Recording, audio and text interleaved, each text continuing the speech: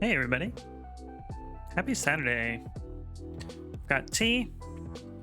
I'm reasonably relaxed and hoping it's gonna be a great day today. It has not been a bad day so far. I mean, we did some like housework and cleaning around, you know, spring cleaning type stuff, but I mean, when you're done doing that stuff, your house is like nice and clean and you feel good about the fact that you're an adult. So all in all, we'll call it a good thing, you know? Man, what's gone on this past weekend? Lots of exciting Final Fantasy XIV news, new expansion release date, all good things that excite me. I don't know if anybody else, but definitely me. We watched a movie last night called Barb and Star Go to Vista Del Mar. It's got Kristen Wiig in it and the guy from 50 Shades of Grey, Jamie something. Very weird movie. Pretty funny. Pretty good.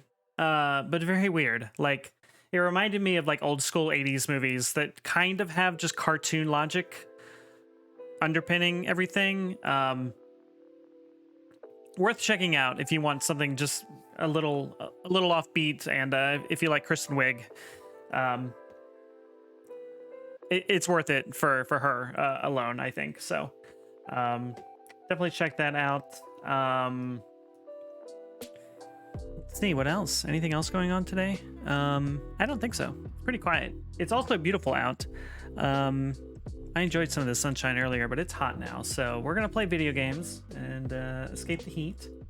And I hope you all are having a great day and can enjoy yourselves chilling out here. So, let's see. Let me close you. Get you out of the way. I almost feel like I know what I'm doing most of the time now. He said right before the stream crashes and the PC catches on fire. Okay. Switch to a video game. Cool. All right, so... I remember. I did need to do something else. 1 second. So... I learned that every time I want to get the Twitch integration in this game working, I have to re-enable it every time I launch the game. This was not spelled out when I first did this, but there we go. Life's good. So if you are watching this on desktop, you will be able to view my task list, my character build, and you'll also be able to vote on how I respond to various dialogues and RPG choices and all that good stuff. So if I find an interesting dialogue choice that I want to get some input on from chat, I will turn on the poll and you'll be able to vote on it through the Twitch overlay. So assuming y'all see it, I see it on my end. So assuming you all see it and you're on PC or desktop at least, you'll be able to play along. So should be fun, should be weird. We made some possibly poor choices last time. That's okay, you know, it's all right. We're not going to stress about it. What are we even doing though? We have a whole bunch of tasks. These are quests. I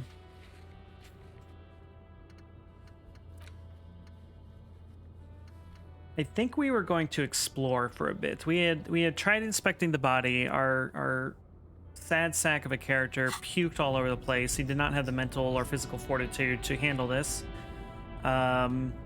We're also researching some thoughts, you know, some mental persuasions, as it were, and if we want to unlock more slots for these thoughts, next time we level up, we have to spend one of our level up points on a new slot rather than a new skill point. So we're probably going to do that. We have 40 out of 100 points for our next level, so that doesn't sound like a lot, but I know the levels kind of come pretty erratically in this game from my last playthrough. So also, our character is the thinker archetype, and one of those skills is the encyclopedia skill. Which means we just know shit. We just know so much about this world, and the game just pops up, and our brain tells us, you know, this is the lore on this particular item. One of the thoughts that we learned gives us a bunch of bonuses to volition, which means we have a lot more morale because we were dying over and over again because the slightest ding to our character's self-esteem just caused him to keel over and die, basically. So we're in better shape now. Our health is low, but we have some healing items, so hopefully hopefully it won't be too bad. We'll see. So I think we were just exploring. You know, at this point in the game, there's only a few places you can go, so we're just poking our nose around and talking to folks and seeing what we can interact with. Oh, hey, we just found a white tank top. Great. That boosts our physical instrument skills, so that might come in handy. I don't know. So yeah, we'll just keep poking around here. There's a big old traffic jam due to a strike. Ooh, money. We need 100 real. Real is the currency in this game. We have 3. Now we have 411, so only 96 to go. We need 100 real to pay for our hotel room. Otherwise, we don't have a place to sleep, so we have to find money. Don't know how easy that will be, but we'll see. We'll see how it goes. The wrinkled woman does not greet you. She nods along to something on her radio. A photograph is clutched in her hands, and there is a warm smile on her face. The photo, an ambrotype from the turn of the century, as golden as her smile. I still love the writing and the voice acting in this game. Let's not snap our fingers in front of a woman's face. That seems rude. No response. Wherever this woman is, your words fail to reach her. Okay, we'll just leave. Just realized I forgot to tweet that I'm streaming. So let's do that real quick.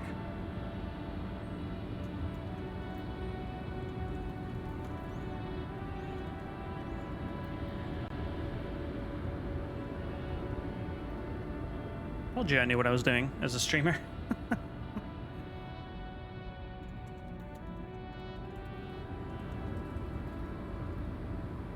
There we go. Great. Okay. Pro streamer. All right. All right. Let's keep poking our nose around here. You know.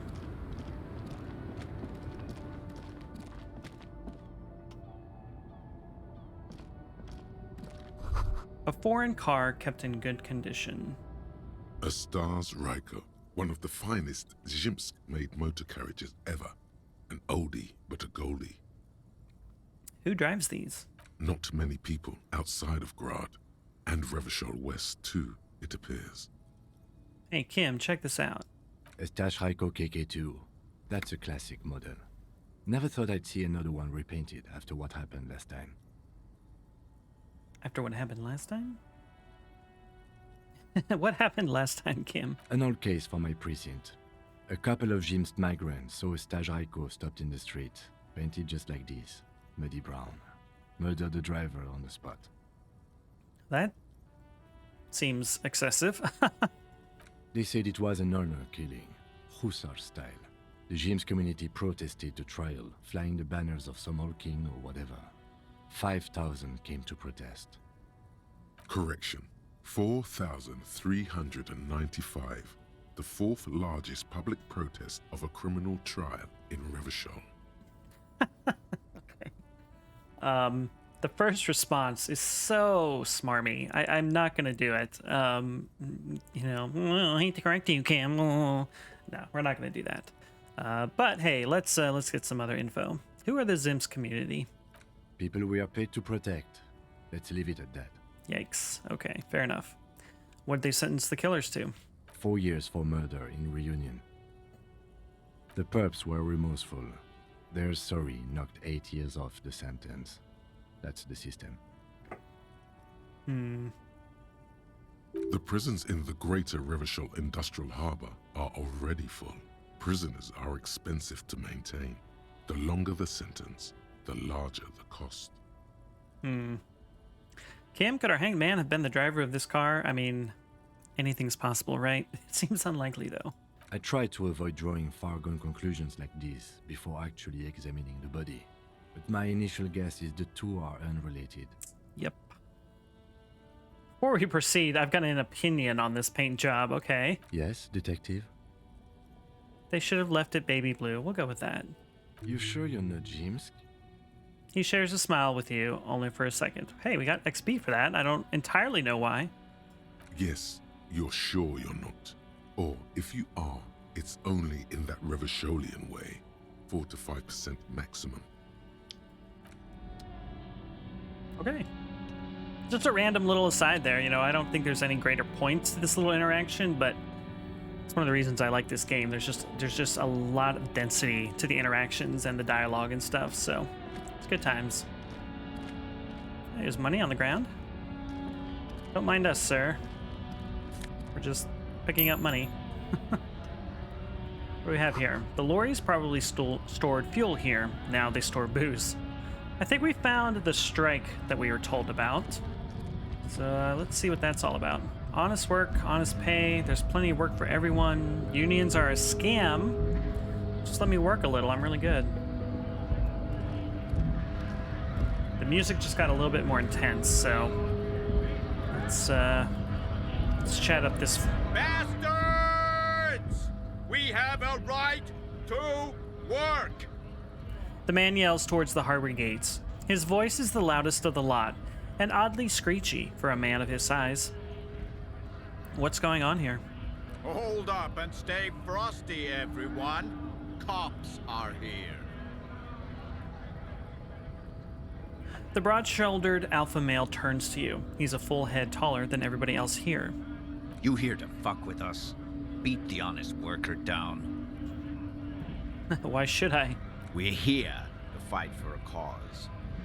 Stripes usually have problems with people who have causes. I'm thinking no. Good. We're fighting for a cause here. Right to work! Right to work! He's the scab leader, it says, so these are the guys trying to break the strike, it sounds like. Besides, we're not that different. It helps if people see us talking, cops and strike breakers Lady. together. Welcome in. Shows authorities are on our side. Builds confidence. How's your weekend going? I am doing great. I've got some tea here. Hit the bang tea command to find out what it is. And it's a beautiful day, so of course we're staying inside. And we're diving into some lore and some strikes, apparently. So, yeah.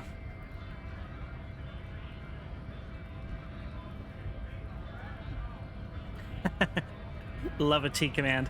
Yep. Yeah, I'm pretty happy with that. The only thing is I have to remember to update it every stream, you know. But so far I haven't forgotten. Give it time though. What kind of a cause are we talking about here? Rights of people. Rights of workers. To have gainful employment. To make a salary. And feed their families. Maybe I need to start having like a suggest a tea command. I've already got some recommendations from Joel and someone else from the last stream that I need to pick up some. But yeah, we're going all in on the tea on this stream, so I'm enjoying it. His manner of speaking is wooden, the tone of voice bland and uninspired, almost as if compiling replies from a set of learned phrases. You're still working, so you're looking. Got it. Well, don't work too hard, and glad to have you here. Hopefully you get some more rest here soon. So this guy sounds like he's not really a scab. He's, you know, he picked up the lingo, but it doesn't sound like he's actually a believer based on our brain telling us that seems to be the case. So I don't think I've chosen any sides yet. Might be time. Don't let the fat bastards tread on you.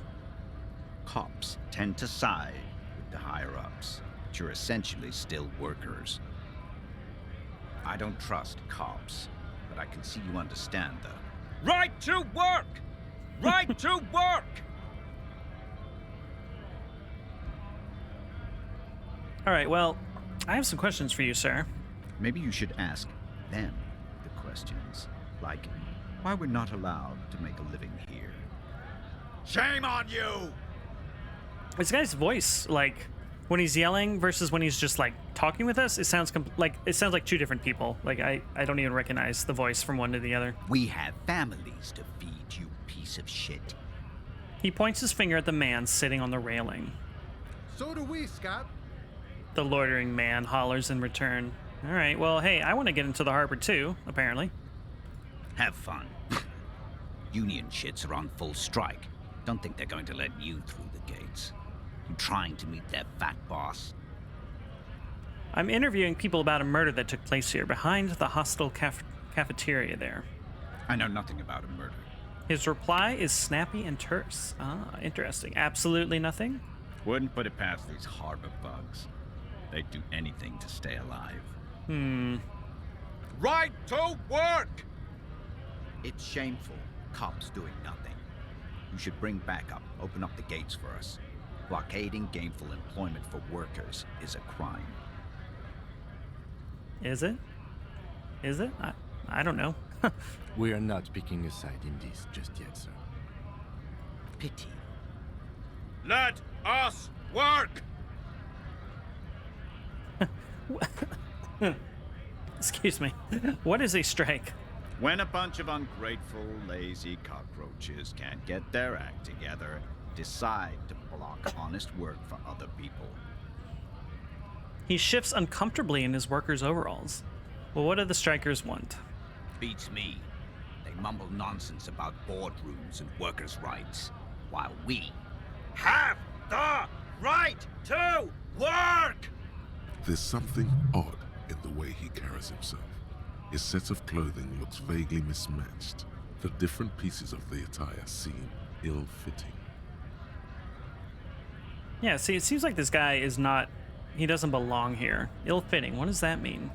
His shirt is far too small and an unpleasantly tight fit, Okay. while the overalls, held up by a belt, seem to fit a man with much more corpulence. Wearing new clothes, buddy? He ignores your question, choosing instead to turn to the emaciated workers, raising both fists in the air. The clothes are obviously not his. Silence is the answer. There's something off here, but he won't say what. Okay. Seems mysterious. Who are all these strikebreakers? Honest men and women with rights to work, to be useful, not toys for corporate interests. The man runs a hand through his steadily graying military haircut. Military haircut, interesting. We came here to help the harbor run smoothly in time of crisis. If union fucks don't want work, they ought to let in those who do want work. I swear that's got to be a different voice actor. Okay, we'll stop lingering on that, but a little bit of oddness here. I have a question. Why do all these men follow your leadership? You think they follow because I'm big and loud? No. They follow the rules of the market, the rules of the economy, because they were Given a job to do! You've been talking to him for quite a while now. Something is off with this guy. Ask him where he's from. All right, where exactly are you from? What's it to you? Deep-set suspicion drips from every syllable. Routine, part of the investigation. Am I a suspect? Done no crimes. I only fight for the rights of people. Every once in a while, it's like you can see glimpses of another guy under the guise of this fighter for jobs. He seems a more brutal, cunning, and suspicious person. Just a hunch. Or you just might be paranoid. We might be paranoid. Already got that, buddy, but I'm interested in your background. We're all workers, right? Workers stick together. Came from the eminent domain, in Jamrock. Backgrounds in odd jobs, heavy lifting, cargo hauling, bouncer work. I know the drill. I frequent a lot of bars. Which one were you a bouncer at? Worked at Territorial. Ring a bell? Never heard of it. Are you lying? We're done here. I have a strike to break. He squints at you. A little spark of violence gutters in his eyes. Then he blinks and turns to his men. All right. Interesting. Yes? Okay, I thought maybe Kim would have something new to say, but not so far. Okay, looks like there's some money on the ground, so we're desperate for cash, so we'll go ahead and pick that up. 34 cents even. Wow. Alright, let's go take a look at this door here, I guess.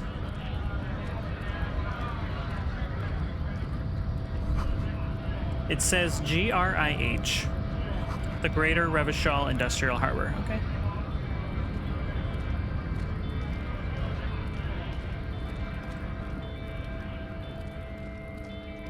Anything in the trash?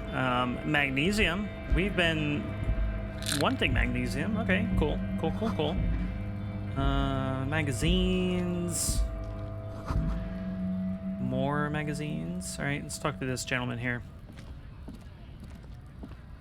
Welcome to Revachol. Announces the rotund man. The remark isn't addressed to you. It's addressed to the lieutenant.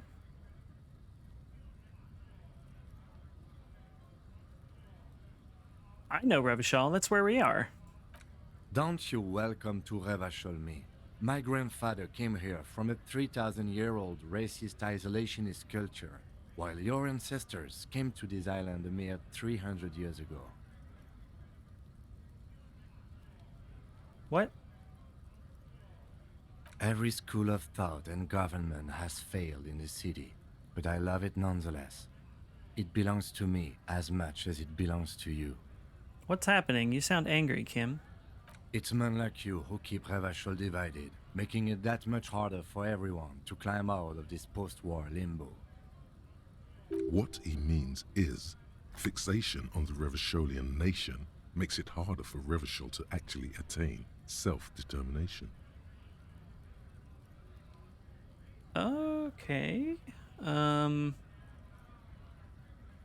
He's right. You're undermining our best shot at real self-determination. Oh, come on, man. I just said, welcome to Revachol. It's a lorry driver thing. I know exactly what you meant. You think my kind doesn't belong here, that I should watch myself and behave. But you see, I'm an officer of the RCM. It's actually my job to make sure you behave. I would advise you to remember that. Man, Kim has got a backbone of steel, I gotta say. Silence. The air between them becomes tense. Your partner needs backup. Now's your moment to shine.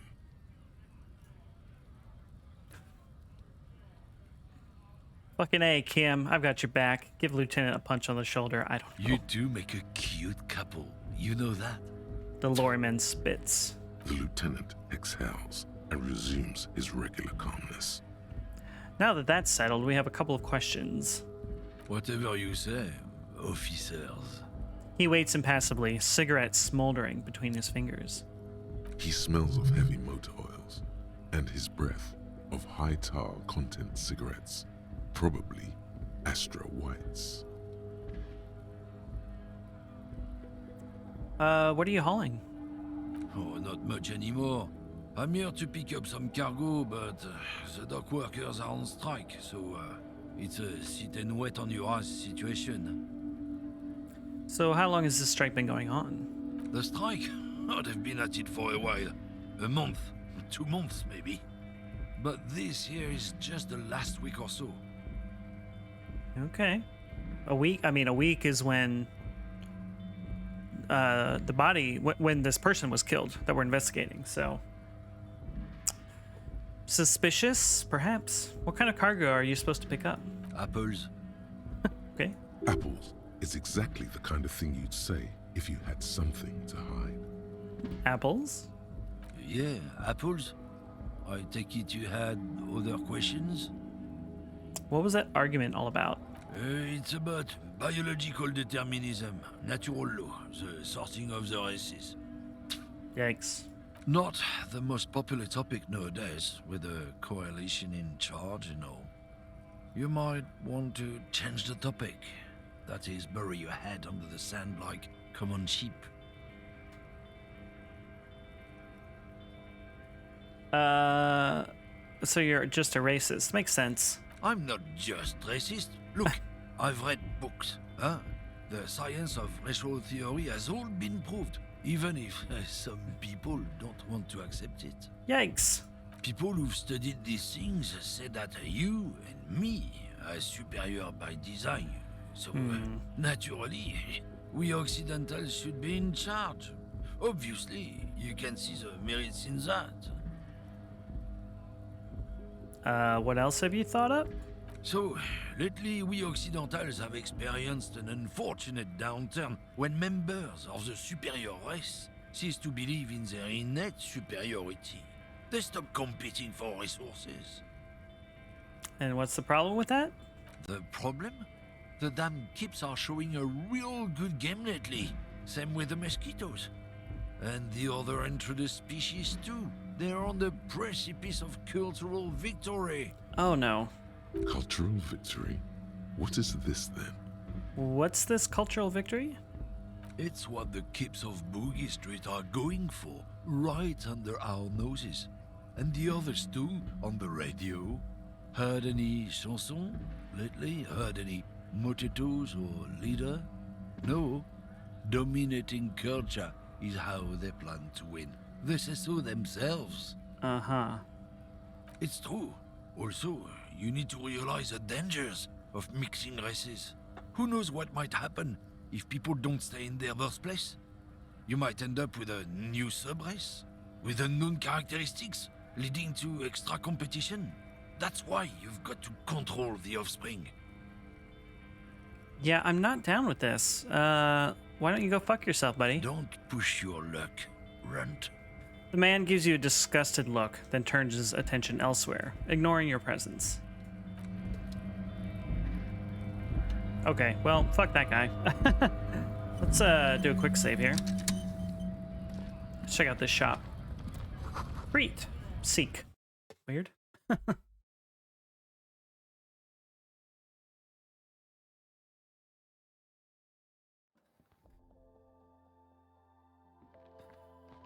Oh, it's a cool little shop. What do we got here? Yellow roses. Dozens of them. Tulips, too.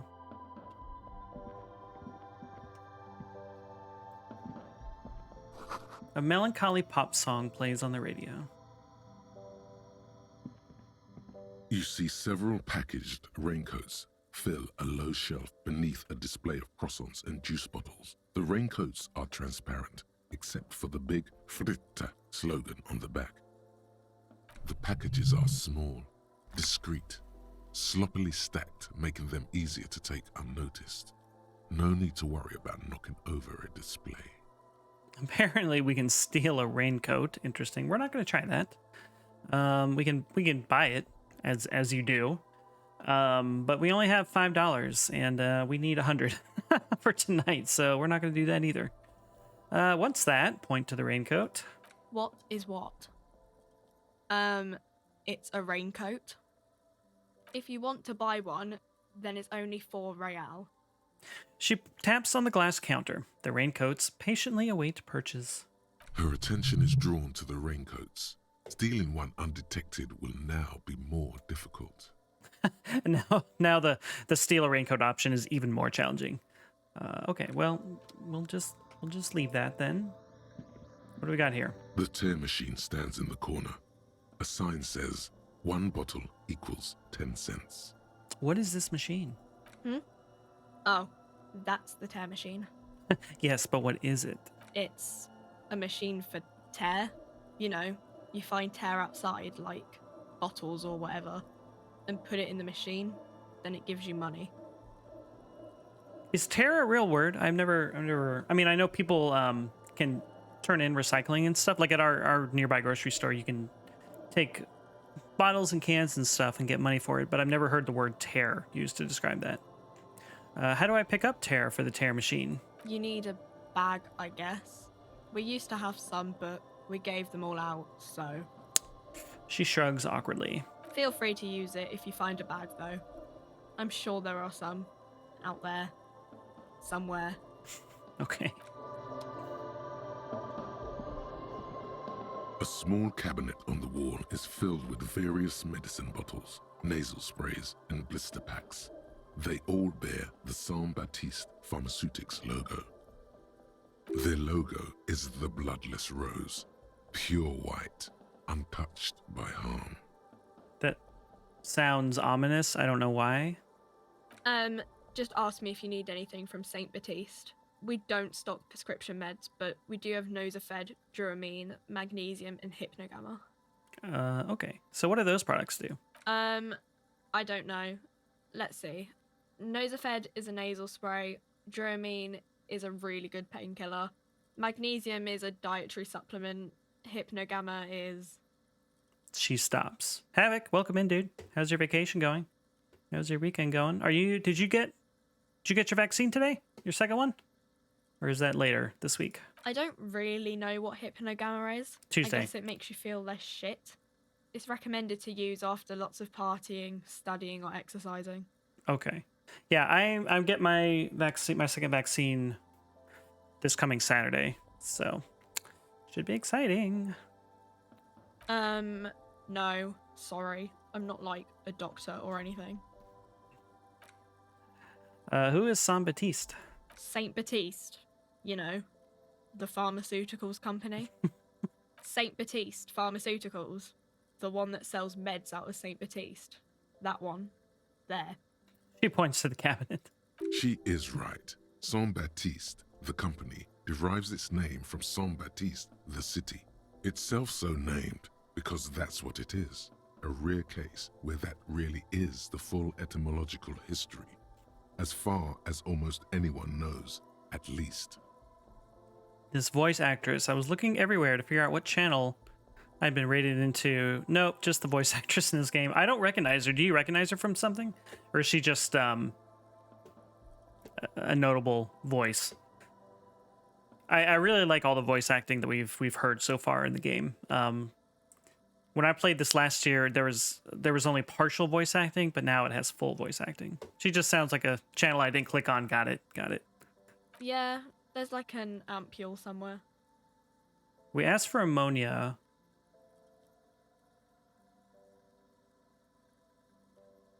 Oh, right, because ammonia was going to help us look at the body without throwing up, but we still threw up. We got some from the gardener woman, and it didn't help. So, all right, well, we're not going to buy anything because we have very little money. We need to save it for other things. What do we have up here? A colorful display of cigarettes and alcohol bottles line the shop wall, inviting you closer. The bottles wink at you in the light. The smokes too glitter in their wrapping. It's like looking into a kind of heaven. Your knees are weak. There, in that dark green glass, all in vain. The great flowing river of warmth, wine, alcohol, beer, alcohol, love, alcohol. I am in heaven. I need it all so bad. Or let's just, you know what? Let's say nothing and just take it in. The beauty, the truth, the poetry of it all.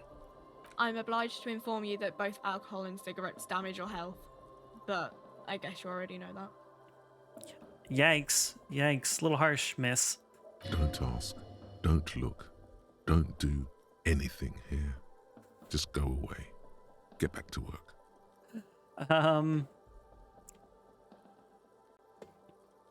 Our brain is desperately trying to save us from ourselves, apparently.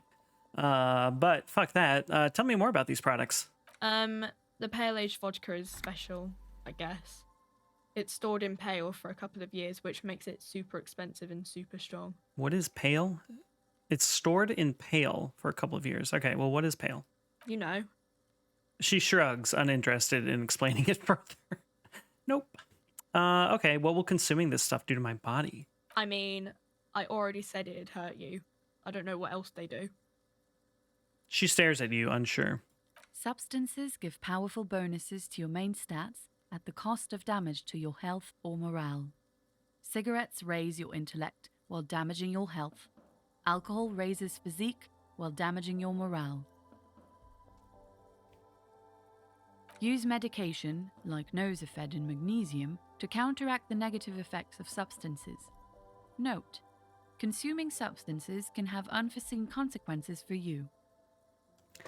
I had kind of wanted to play this as like just a booze and drug hound. We ended up not going that route, but I'm still really tempted by it. Maybe if I play this game for a third time, we'll go that route. Do you sell any under-the-counter vices? The reason I say that is because of these statements, like consuming some substances can have unforeseen consequences. Like, what does that mean? I'm intrigued and curious. No, Frit only sells legal drugs, like the law says. Okay, all right, bye. So if we find a bag, we can pick up the bottles we've been seeing around town, and that'll get us some money. Not a lot of money, but some money. Yeah, loading screen here. Equip a plastic bag, collect bottles, and sell them at Freet. I don't think we have a bag. We can double check, though.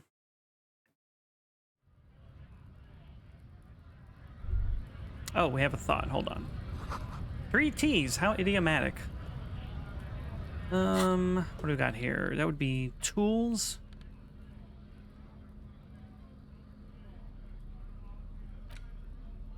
Pure oh, these are the drugs we got from the pawn shop guy. Okay. So yeah, we do not have a bag, unfortunately.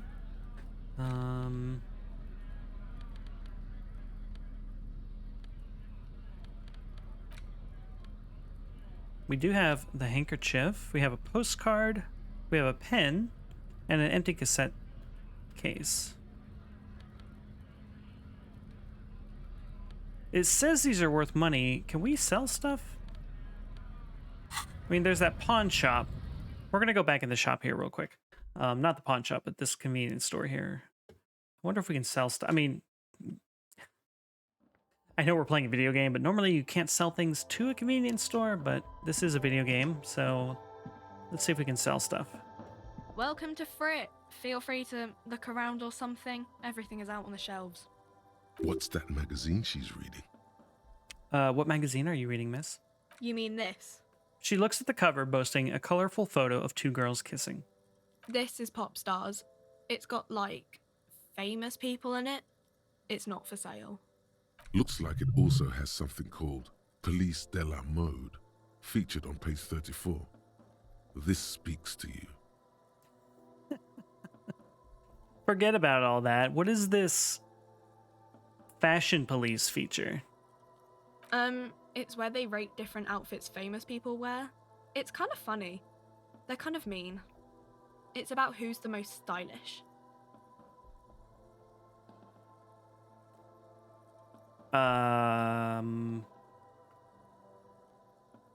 Maybe she'll laugh at this first one. Who's the numero uno guy in there right now? And does he look like this? Point at yourself.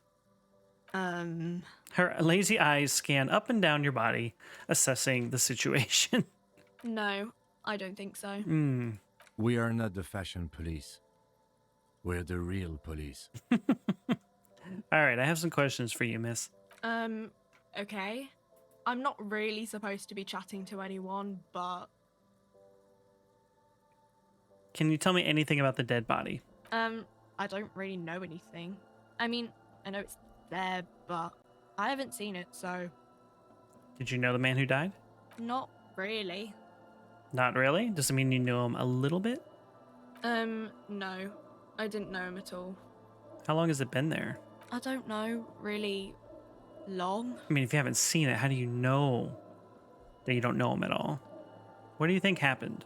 I don't know. No need to worry. It's just standard procedure for us to ask around. If you hear anything, let us know, okay?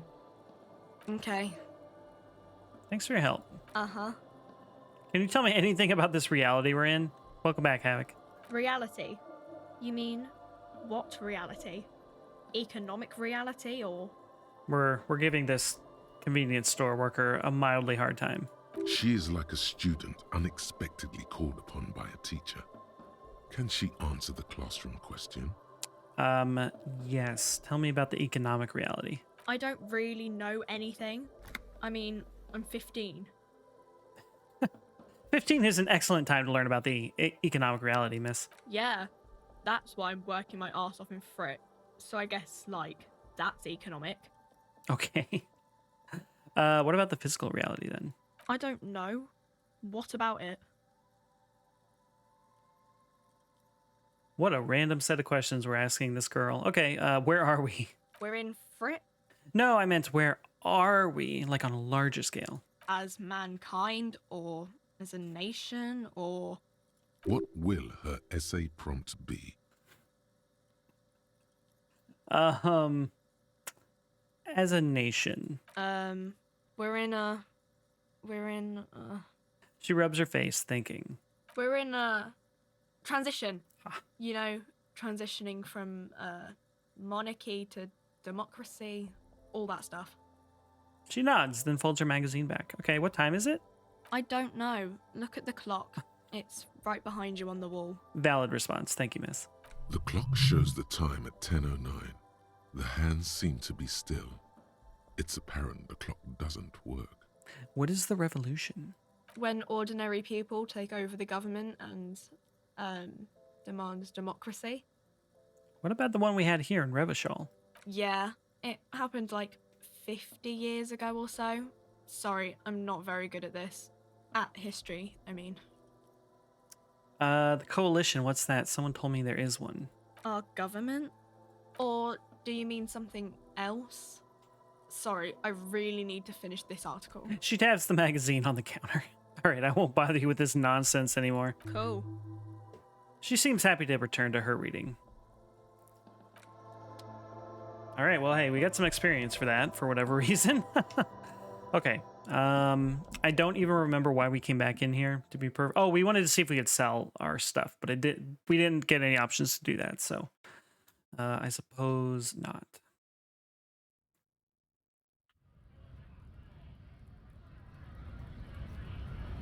So I think I wanted to go talk with this guy. Scab? Asks a man with jolly eyes, tilting his head. You're hazy on the notion of a scab. Smells like politics, though. Maybe it's got something to do with the flask he reaches for from time to time. What exactly is a scab? A kind of a worm, content with mere survival. They come, they want to do our job for shittier pay, screwing over both themselves and us. Everybody loses. Hold on, where did they all come from? Beats me. Somewhere in the ground, I think. You don't seem to like them that much. Gotta be bloody stupid, freaking evil to Scab. Or I guess, scared maybe. But scared of what? Of who? He looks at the mass, squinting his eyes as if trying to ascertain what they're scared of. Personally, I'd rather beg than scab. If the gentleman shouting on the street came begging, maybe they'd have gotten something. Have you tried talking to them? We've explained the matters, but they don't listen. This lot would be reasonable and go home if the big guy wasn't riling them up all the time. Okay. Big guy. He means the leader of the scabs. Well, I'm not a scab, I'm a cop. I was just messing with you. No one's ever seen a cop scab. Imagine, you cops going on a strike, but then another cop comes in and says, "Let us cop for less money." He chuckles, then realizes. Speaking of, what brings the RCM here? To the Wild North? Come to see the strife? I've come to investigate a murder? Murder, huh? That sounds like a lot of hard work. You'd never see me investigating a murder. Whisper. I have no idea what I'm doing. That's okay. I have no idea what I'm doing either. I don't even know what day it is. Don't tell me. It's a better day that way. Nice. Okay, I need to know what's behind these gates. I'm exploring because I live inside a video game. My friend, I respect the right to roam. The open range awaits. He gazes over the roundabout with a glint of longing. Does this mean you can let me through the gate? I don't operate in that capacity. I'm not a granter of passage. The passage grants itself. He takes a swig and points up the stairs with his flask. If it's all so simple, why don't the strikebreakers just go up the stairs? That simple? I just walk in? Aye. Walk right past Measurehead and go in. Past Measurehead. Yeah, the 2.5 meter tall Semini supremacist there. Walk right past him. Right. Then press the button to unlock the door. Uh-huh. Then go past him again. Okay. And you enter the arbor through the office. Está. So you're saying it's actually quite difficult. Don't worry, I'm sure it's not completely impossible. For example, you could best Measurehead in a physical confrontation. Sure. Or you could convert to a Semini supremacist worldview. Or, maybe it actually is completely impossible. Has anyone here ever bested him in a physical confrontation? Not yet, no. He's incredibly strong. Okay. Has any of the scabs tried converting to his worldview? Jean-Luc himself would say the philosophy has proven overly heroic for the scabs to convert to. Not enough intuition. Okay, I don't know what that means, but alright, got it. Another thing. Sure. The man whistles a jaunty tune, the wind rustling his whiskers. I'm a bit short on money right now. Can you give me some? Sure thing, my friend. I can help you out. He flips a coin toward you. Let's try to catch it. The coin lands into your hand as if it has always belonged there. The swallow returns. Appreciated. Always glad to help out the RCM. Shame I can't do more. Things are meager at the moment due to... He nods towards the protesters. You know, the winter's fat is slowly running out and all. Still better than scabbing, though. I don't remember if I had this option to catch the coin in the air in my previous playthrough. Like, I know there's things in this game that you will only see based on your character build, so maybe that just wasn't even a thing previously. I genuinely don't remember. So the Union has problems getting by. Nothing to worry about, really. The jam's a bit of a mess, cargo can't get in or out. The rationing is a bit stricter is all. Supplies should last the strike, though. Hey, every little bit helps, you know? I'm always glad to help out when possible. Not like these slithering scabs. He looks at them in disbelief. So what's this strike about? You know, serious business. I'm sure the big boss will be glad to tell you. You'll have to ask him first. Who's the big boss? He's a chatty guy. Wants to talk about the strike too. Just can't break the command structure and tell you now. All right, all right. Well, nice talk. Thanks for the money. Interesting. So, let's go see this racist measurehead dude. Oh, actually, let's look at this door first. A hermetically sealed door, locked by electronic means. There's no lock picking or door kicking this one. Okay. A notice: in case of a strike, press button behind guard. Is this the one that we were told about earlier?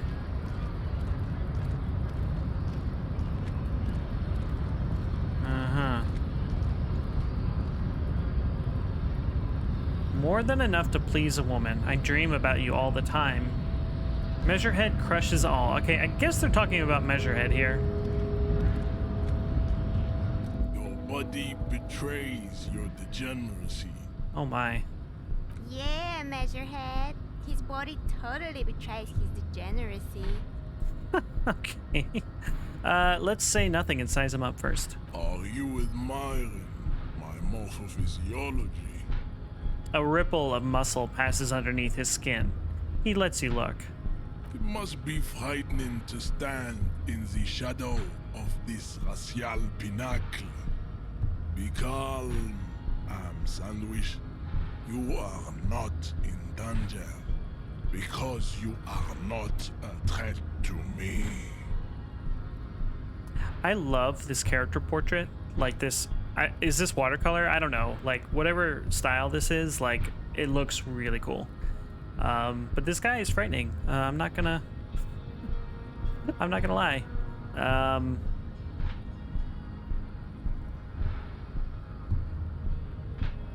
My body is unimportant. I'm with the police, and we need to get into the harbor. That is precisely the negligence that has led you to succumb to Al-Ghul. His face contorts in disgust, as if he were smelling a dead rat. You reek of it. An invisible sword of Al-Ghul emerges from your throat. Really? You cannot see it, but others can. It is making the woman in my company sick. You're right, I'm an alcoholic. Now I need to enter the harbor. No, you don't. You need to get another drink. Occidental Haplogroup B4 is done giving orders around here. The influence of the ham sandwich race is waning. The ham sandwich race? I don't know what that means. Does this remind you of someone? The guy down there?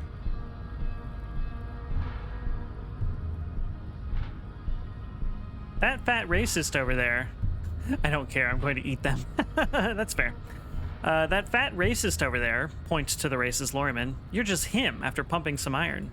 Look at my craniology. Oh. I am the pinnacle of my haplogroup.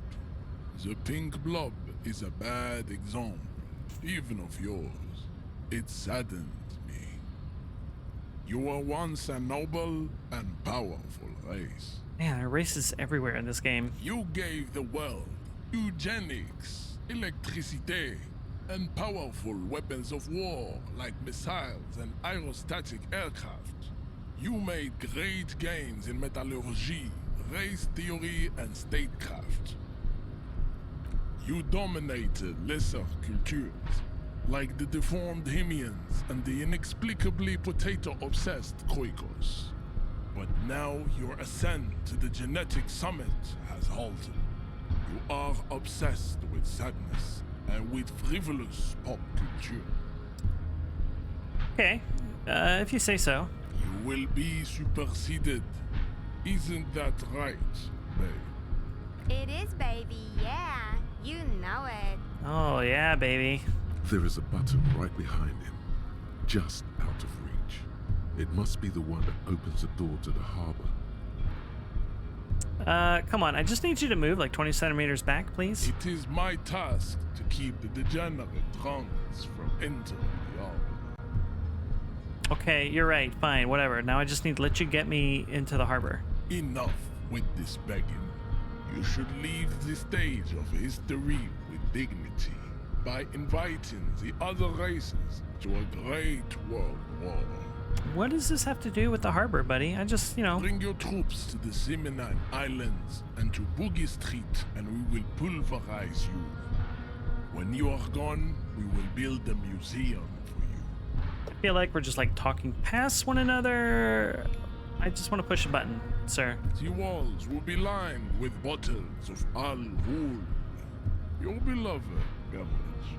Inside, we will store the odes to homosexuality you call art, and your microcephalic skulls. Lore is so cheap around here. So he keeps saying Al Ghul. I think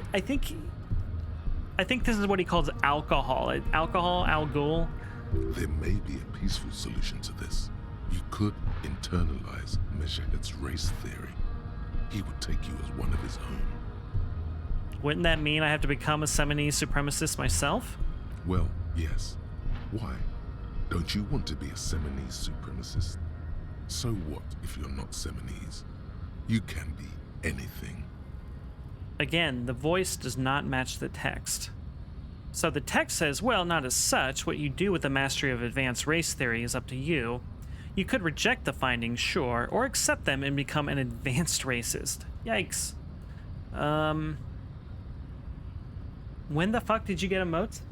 This past week, and they're still a work in progress, so I haven't like mentioned them or anything. So, but yeah, we have emotes now, and we have others like bit emotes and stuff on the way. So yeah, the lore one needs to be tweaked. It's the one that I'm most excited about, but it, it's a little hard to make out all of it. So we're working on it. So. No. I haven't mentioned it to anyone, but there's no reason to leave them or to take them away either. So yeah, yeah. The two faces I like they're good, but the lore one, there's supposed to be like 3 little stars there, and you can't even tell that that's what they are. So we're fixing it. It's a work in progress. We got channel point icons coming. We got bit emotes, subscriber badges. I think that's it. I might be forgetting something, but yeah. They look cool. My friend made them, and I'm pretty happy with them. My friend Bree is working on them, and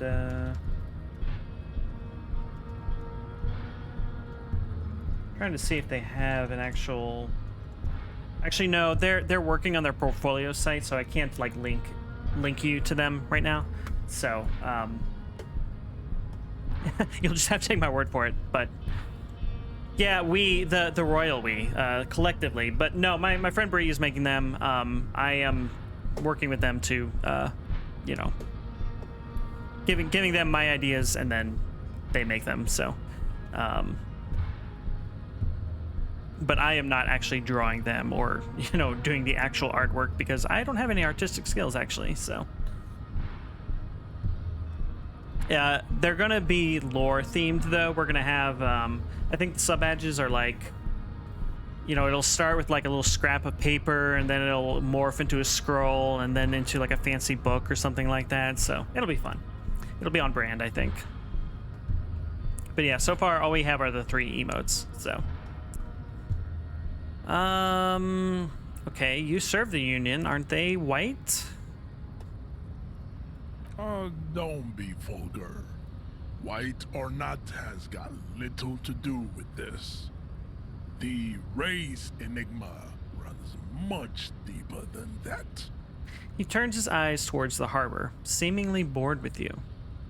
Yeah, but you still serve them. How does that factor into your life? Mr. Clare is a man of vision and means. He has the will to confront polycultural capital.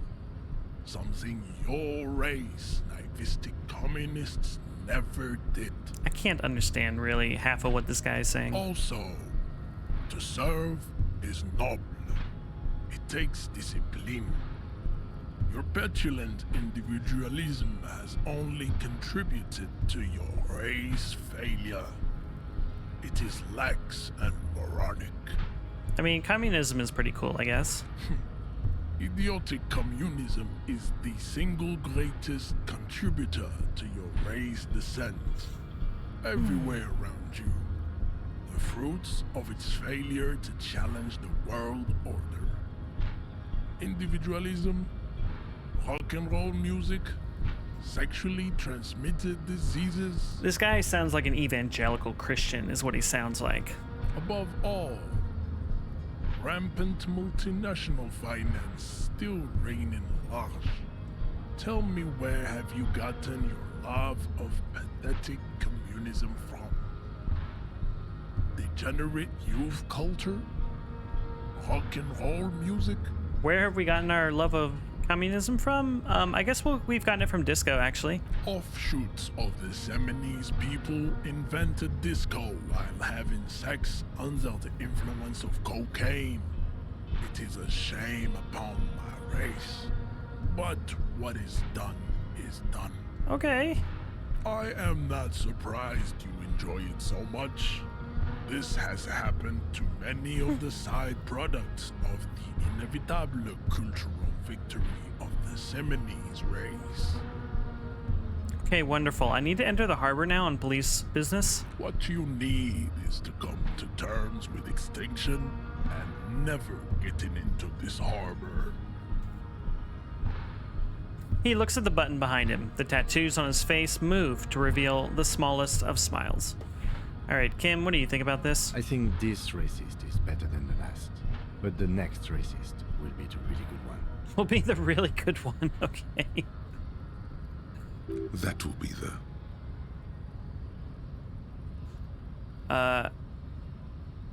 That will be our lucky racist. He will grant us 3 wishes. Oh, okay. Your pedomorphic friend has quick wits.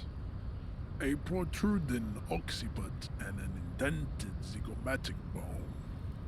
the lieutenant does not flinch. Hell yeah, Kim. You should keep him close. The congenital defect of farsightedness does not render him a complete invalid. He still has the use of his mind. Wow, thanks. What are those tattoos of yours supposed to mean? Racists are generally not very good examples of their race. He gestures toward the lorryman down the street. Welcome to Revachol. You hear him yell at a redhead woman visiting the fritter nearby. He must think redheads are immigrants. I am not like them. I am craniometric perfection. I have taken the trouble to permanently draw a phrenologic grid on my skull and features. This should dispel any doubt. I can't follow this guy. Like, I don't... The drawings are precise and look true to their pseudo-scientific ambitions. One thing, however, It is not entirely free of throwbacks in the phylogenetic tree. His large jaw, for example, could be a trait indicative of criminalism. Also, his earlobes could be small.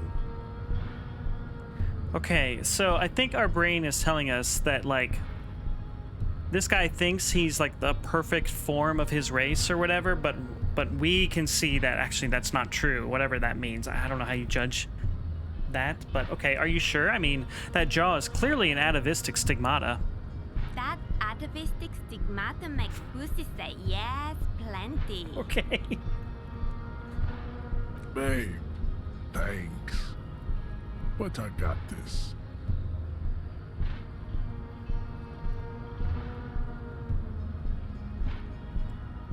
So to get past this, we could try to knock him out, which is a pretty damn low chance. I mean, not surprising. Or we can subscribe to his advanced race theory, which seems problematic. Or we can leave. We can put on a t-shirt that boosts our physical instrument skill, but I mean, it's not gonna make a difference, right? I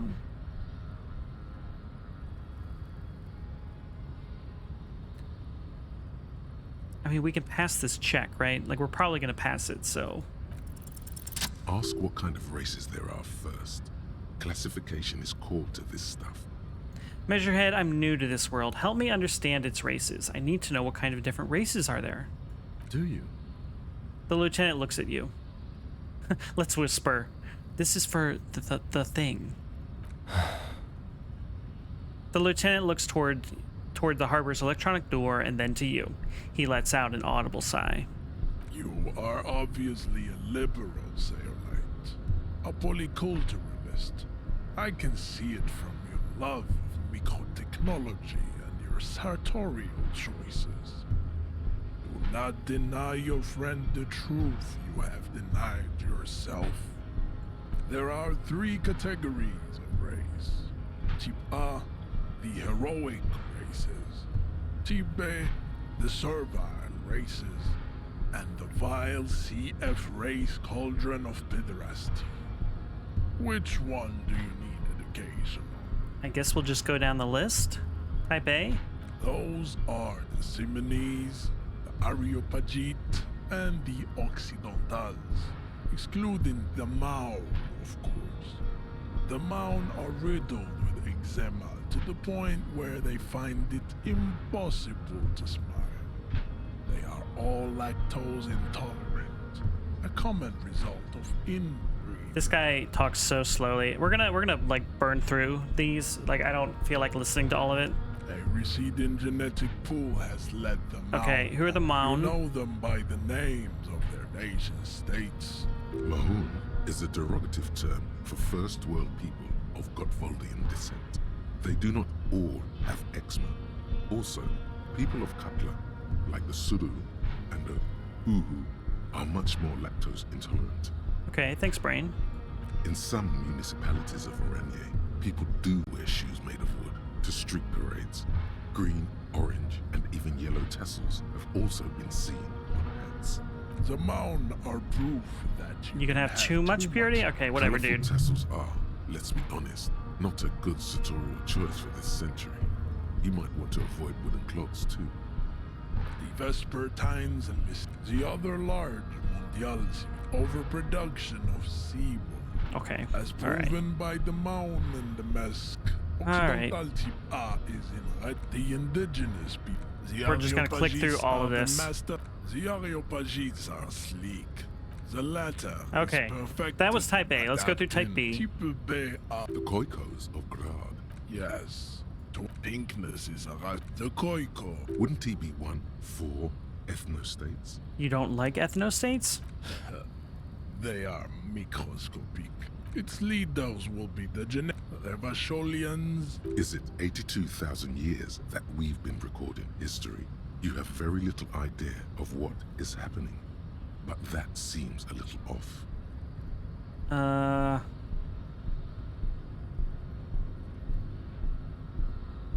I don't know. the mysteries of the people of this. The revolution is enough of Okay. tips. Almost done. F are lesser races. The mosquito is born. It seems unlikely that two human beings produce genetically sterile offspring. Okay. You are right. You have. Then there is the Simino Koiki Chimera. The Koiko, and this will but enough. All right. It is So do I clear understand to advanced race understand- theory to now? Understand nothing. To solve the great race enigma, you have to first ask yourself, what is the race enigma? You need to internalize what you have heard here today. Dude, I've been ignoring all this. Turn to me. He talks so This slowly. clarity does not come instantly. So, all right. I cannot possibly imagine what else we have to discuss. Okay. Whew. All right, that was a lot. I ignored all of it because it was the ravings of a huge racist, and he talked really slowly. So, to get through into the harbor, we have to internalize the thought that we received. But in order to do that, we have to unlock a new thought slot. And we can't do that until we level up. So we're going to keep wandering around and exploring and see what other things there are to do in the meantime. So that's on the back burner for now. Right, and our brain has a new thought for us. As you turn, a bright light catches your eye, making you squint. Where's it coming from? From a distant sunset, a stage light, flash photography, nowhere in particular. It's just what superstar law officers do. They squint at lights, and they solve shit.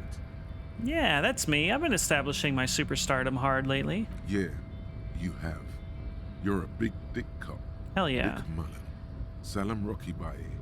Badass on the edge disco cop. Yeah. Time to recede into a ludicrous fantasy world. Here we go. Camera.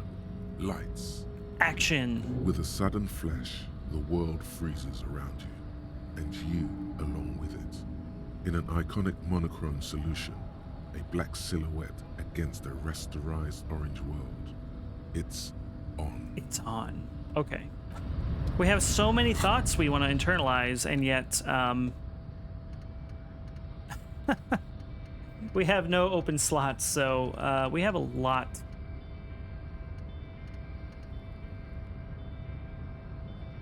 Yeah, we have a lot of leveling up to do so we can internalize all these thoughts, I guess. Okay. Let's keep poking around because there's nothing else we can do here at the moment.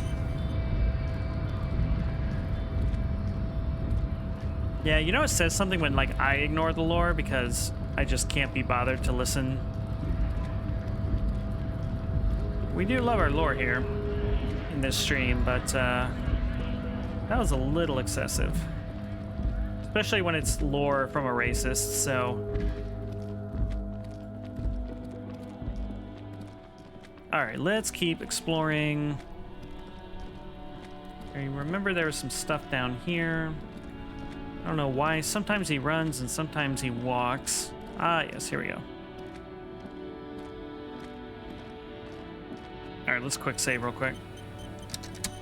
Plastic wrapped macaronis stamped with humanitarian aid, okay. This says humanitarian aid tuna fish. There are clothes inside. Cheap second-hand clothes, smelling of strangers' body odors. Don't be shy. These are premium class clothes. Good quality fabrics, best retro design. Save the economy with your style, officer. All right. How about some premium class service over here? Like paying with net worth. Go over and ask him if you can do that. Okay. Save the economy. That sounds off. What are you talking about, sir? Haven't you heard, officer?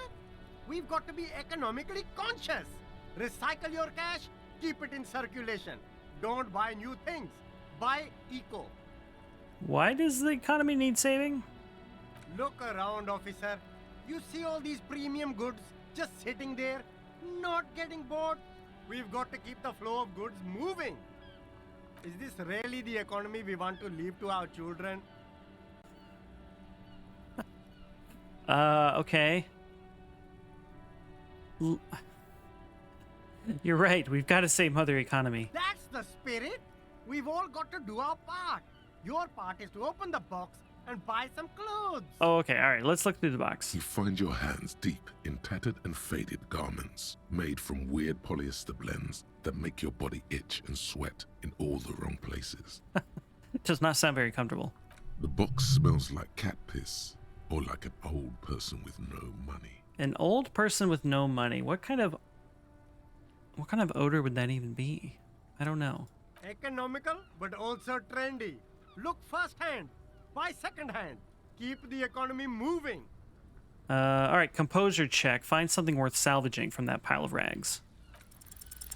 Something cold grazes your hand. Okay. Synthetic and sleek.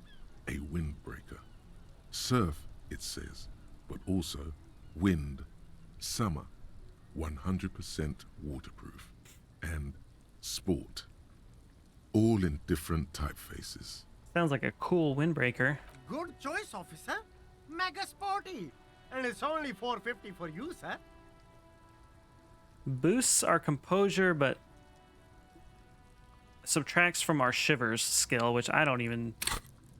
Do we even have? I mean, we have like 2 points in shivers. What does shivers do? Tune into the city. This was a fun one to have on my previous playthrough.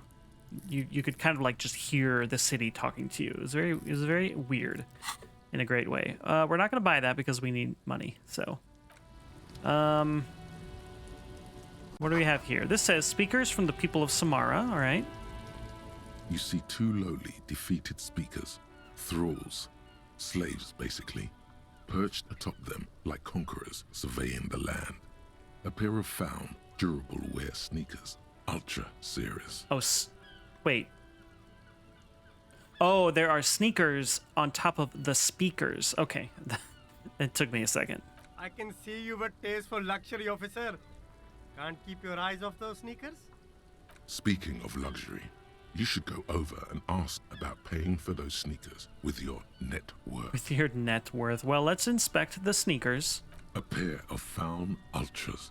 The design is impossibly sleek and simple. A futuristic silhouette with a sleek monochrome colorway, a jet black upper, and a silver-lined midsole. Cool, cool. Those sneakers, mister. Those sneakers are the latest found sneakers. Super air, super fine, super cool. Only 50 real. Only? That's madness. Yeah. Found ultra. Wear the future. You remember the slogan from some magazine. Okay, well... If you wear these sneakers, it's -1 to your encyclopedia skills. So you get a little dumber when you wear these sneakers, apparently. Okay, well, let's inspect the speakers. These once respectable speakers have been conquered, reduced to a mere prop by the indomitable found ultras atop them. A small heat emboss on the veneer reads, Solidarity Aid from the People's Republic of Samara. The speakers themselves don't seem to display any magical qualities.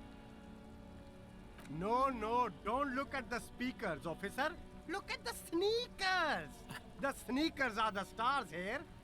One thing about this game is that, like, I don't always follow what it's talking about, but it's like you're kind of immersed in this atmosphere, in this soup of a universe, and like that's kind of what I like about it.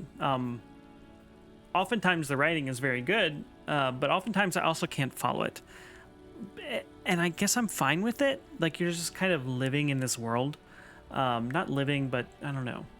It has a really distinct flavor, and it's very memorable in that way. But don't ask me to explain everything we hear, because a lot of times I'm just like, it just washes over me and leaves like a lore film behind, but otherwise doesn't really like compute. I don't know. It's a weird game, but I like it. But I already looked at the sneakers, sir. Then look at them again. These are the premium lifestyle sneakers, officer. The best on the market. Can't I just buy the sad conquered Samaran speakers? No way, officer. These aren't for sale. They're bad speakers. Low-fi socialist junk. But I need some speakers. Well, If you want them, He pauses for a moment, calculating. but see, they are the pedestal for my sneakers. If I let go of the speakers, where will the sneakers go? I can't leave premium lifestyle sneakers on the ground. Okay. If, on the other hand, you wanted to buy the sneakers too, I could maybe throw in the speakers for little extra. 50 cents? Damn. So you have to buy the sneakers first. Okay. All right, well, that's not happening. Anyway. We can just straight up talk to this guy. You see a Samaran street vendor surrounded by a motley assemblage of goods.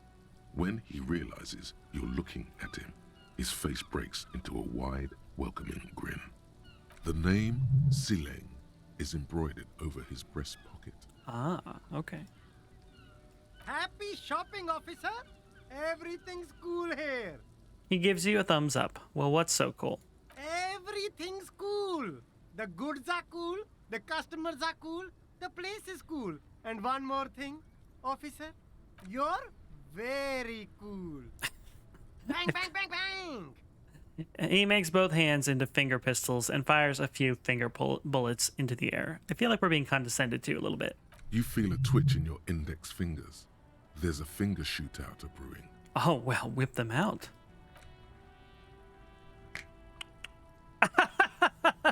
Don't shoot, officer! Have we got an arrest here or just a shakedown? Oh, a shakedown. Good one, officer! You're a funny guy! Now, what can I do for you? Just kidding. I'm really here to shake you down for some answers to official police questions. Then fire away, officer! We have a thought. We have another thought. All right. What kind of stuff are you selling here? Only the coolest goods in Revachol. I've got sneakers, speakers, extremely comfy pants too. Try them on right here. No shame, only freedom. Where'd you get those comfy pants? I'm an entrepreneur, officer.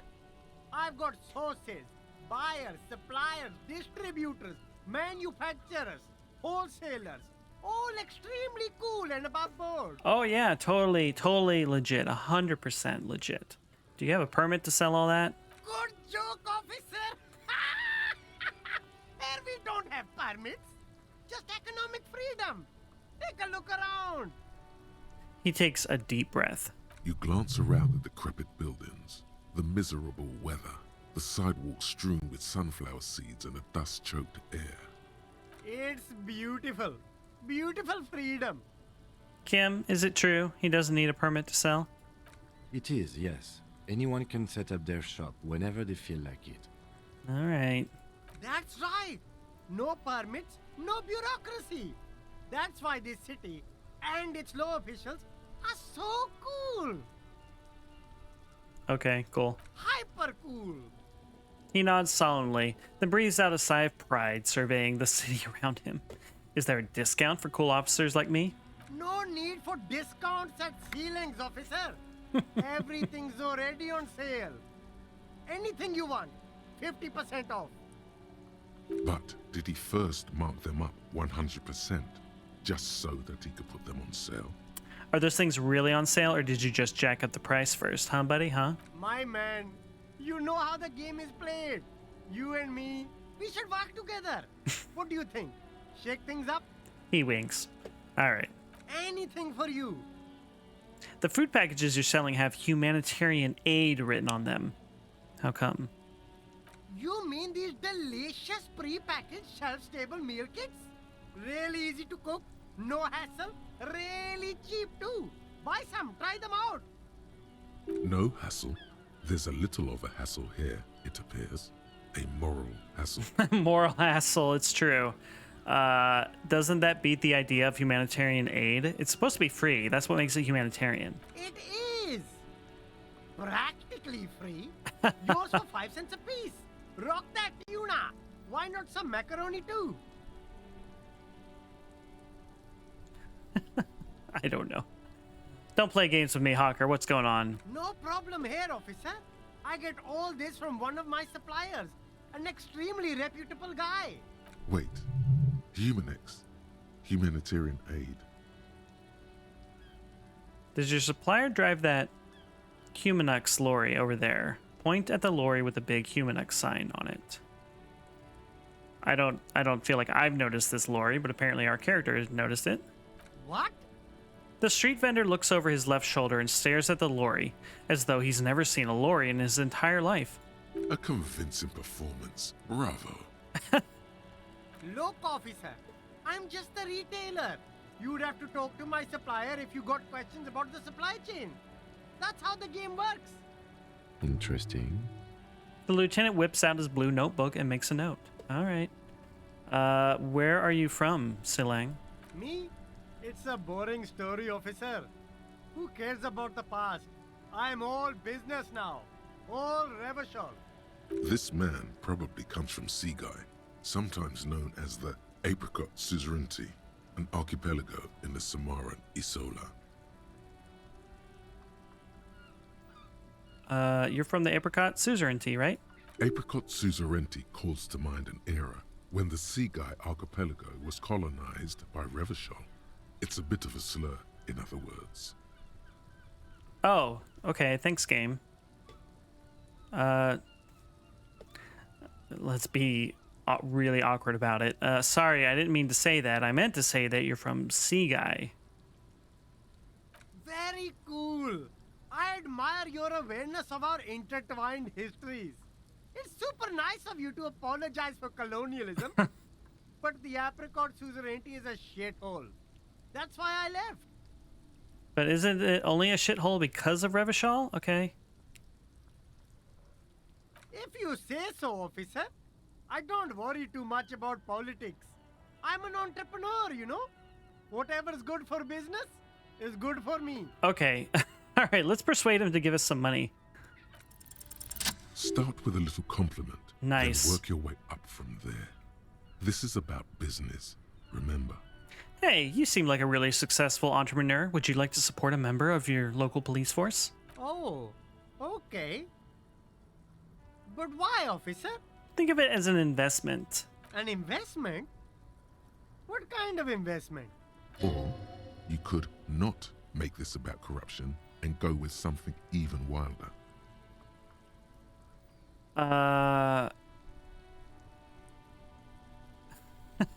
Okay. All right, we have some interesting choices here. If anybody is here watching on desktop, I'm going to put the poll up for what to choose here. Here are our options. It's we're investing in me, a highly experimental human being. My risk-reward ratio is insane. Or we can say I'm not going to confiscate this humanitarian aid that you're stealing. Or I'm a policeman. It's an investment in good relations with the RCM. Or it's an investment in your customer base. Got to prime the pump, man. All right, so if any of those sound particularly interesting, let me know what you want. And we'll see where this goes. Otherwise, I'm leaning towards picking the first one. My risk-reward ratio is insane.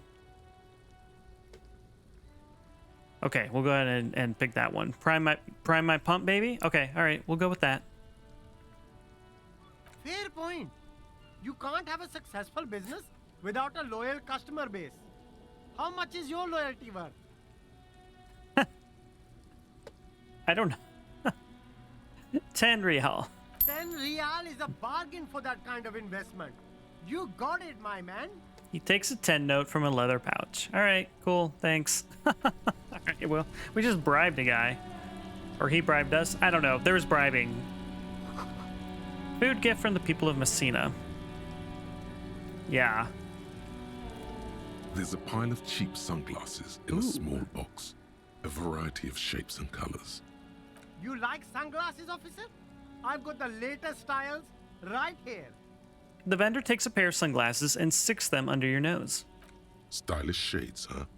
They'd be even more stylish if you paid for them with net worth. Go over and ask him. Let's rummage through the box first. These are all boring. Boring third-rate ho-hum sunglasses made of cheap Syrahese plastic. Yep. The kind of plastic that melts in the sun. Is that a thing? Yikes. Those UV stickers are almost certainly just there for the show. If anything, These lenses probably direct more UV light into your pupils. A UV magnifier. These are all first-rate sunglasses. Premium design, superb material, very cool. UV resistant. These will definitely keep your eyes safe and cool while doing your dangerous police work. Okay, let's try to find some better sunglasses.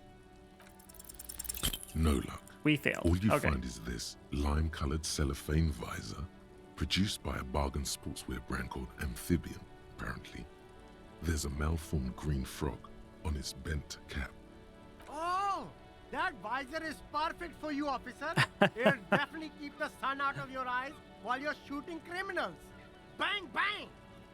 And all for a mere 6 real. Is that all? Hey, at least it might actually offer some protection against the sun. Not like those cheap plastic shades. Kim, are firefights something we should be prepared for? I hope not. You don't like it? Sure, Square Joe. No problem. Let's get you some real shades. All right, well, let's try on these shades he recommended. We can try to find better sunglasses later if we put a point into conceptualization later, but it might be a while before that happens. Abort. These are hideous. What's more, they don't even fit your face. You can feel them pinching your nose and chafing against your brow. Damn, officer! You look like a mega secret spy. Very secret. They're practically made for you. I'll let you have them for 2 real and 50 cents. It's going to be very difficult for anyone to take you seriously with these things on your face. No, you are definitely not buying those. You're right, I'm too sensible for those. Are you sure? Okay. But they look so good on you. You should think this through, officer. All right, well, we're not going to spend our money, so we're just going to leave for now. Thank you. We earned another thought, apparently. Oh, finger pistols.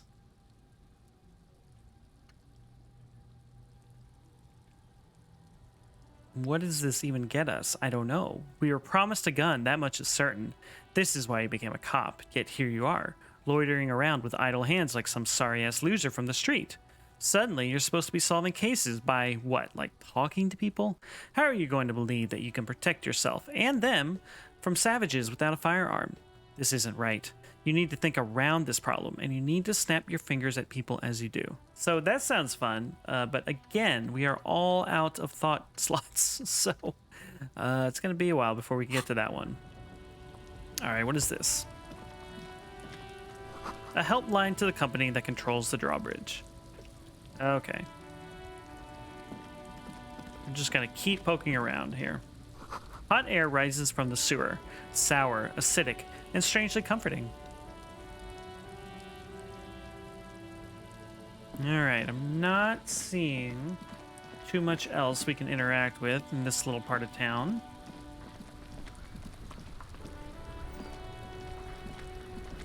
Let's go talk to this this guy over here. These two guys over here. Alright, let's save first. And let's go say hi. Can we say hi? Life doesn't need to be a struggle. He covers his mouth to hide a burp. I'll be with you in a moment, officer. Let me just finish my sandwich. Talk to Angry Hard René first. Okay.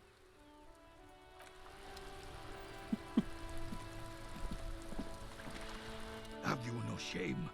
Whining about your back every time you bring out the measuring tape. What? What? René, you're a man with a fork in a world of soup. Please, let's just try to enjoy the game, all right? This one's still chewing on his sandwich. I'm trying to, but you keep breaking my concentration. You're old. I can see that. We're both old. Now stop grabbing your ass like it's a girl. What? These manly men are playing balls. This is a ball game. Grab a ball and play it. Don't ask questions. Shoot first. Ask questions never. Never. All right, fuck it. We got this. It's ball time, baby. That's the spirit. Don't even waste your breath asking about the game. They wouldn't know anyway. They're way past their prime. Okay, let's just fucking do it. Let's throw a ball. We succeeded. Have we screwed ourselves over by throwing a ball?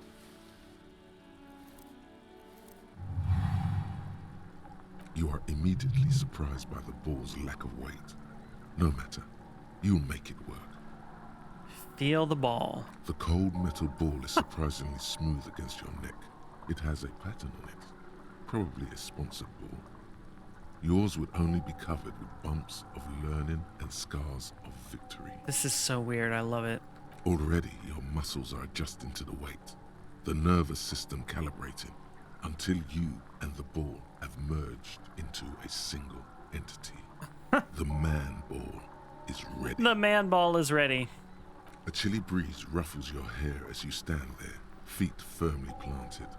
All sounds, smells, even the wind, everything fades until the only thing left is the union of man and ball. There is time for last glance inward. Who am I? An embodiment of pure motion, a fine-tuned locomotor running at maximum efficiency. Oh my. Yup. The inertia can be contained no more than a bullet leaving a gun. Let go. Be the bullet.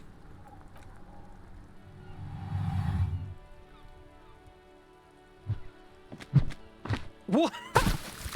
Why? Oh no. Merde! Bordel de merde! A whorehouse of shit? It wasn't whorehouse of shit. The shot was at least 23 meters, probably 24, and then some. Nothing to be embarrassed about. Okay. We just walked up to these two old men, said barely 2 words, and then threw one of their balls into the water like a 5-year-old throwing a tantrum. Cool. What the hell is your problem? I'm sorry, sir.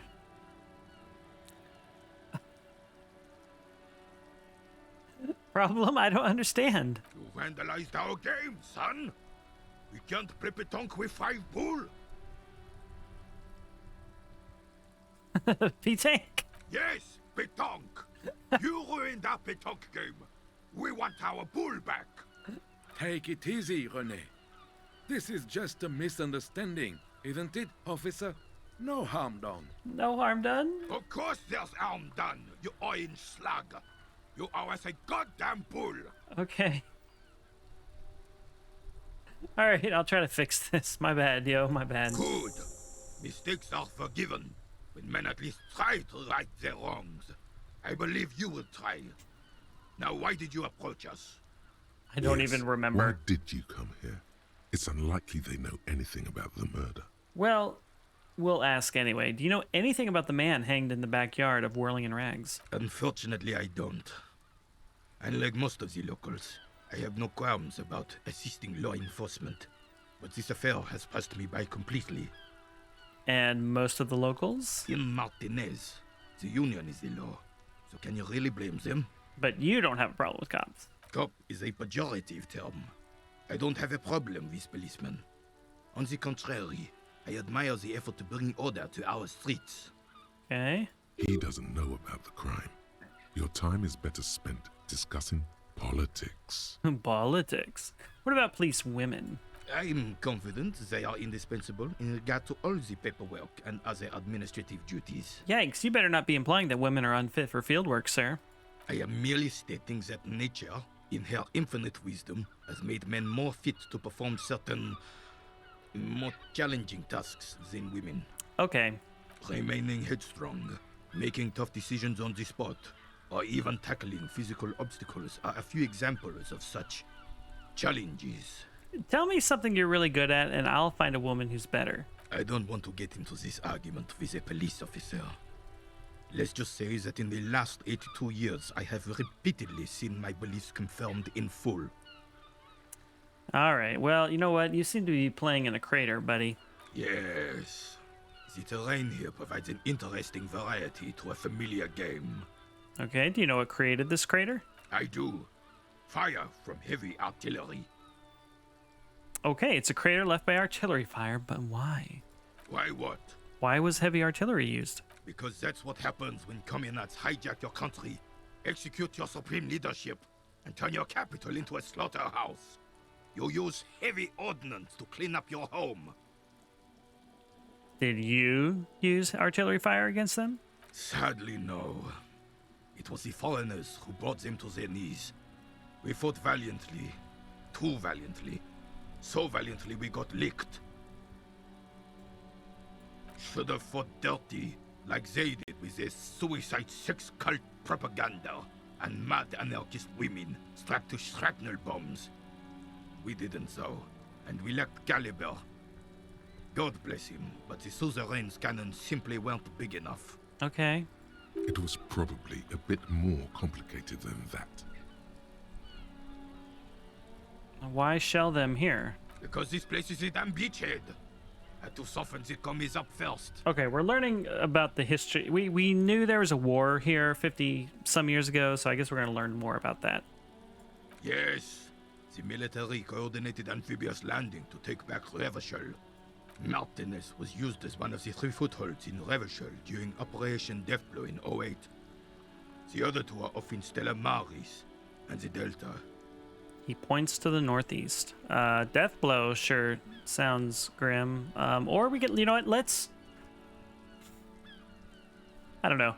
Let's nod thoughtfully and turn to the northeast. This here is Blood Ground, where coalition boots first made landfall and cleaned those rabid dogs out. Most likely, we're playing pétanque on their mangled corpses. Well, that's something to think about. Okay. Blood ground. You got old René going there. Like he isn't hungry enough already. So that explains all the war damage. Damn right, son. They laid the fire of hell on the city before they stormed it. And it worked, too. There's a strange gleam in his eyes. The rest of the city got cleaned up, but Martinez they keep as a monument. And now the Union Socialists are practically running the place.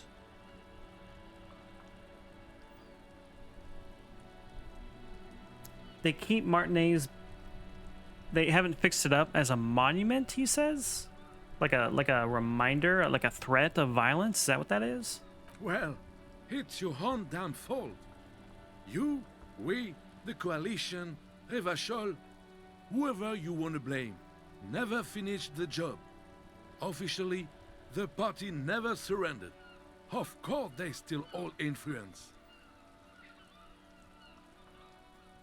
Oh, okay. You don't even begin to truly understand the players of the table, let alone the specific circumstances surrounding the... What do you think? I don't know, buddy. Thinking men have opinions on these things.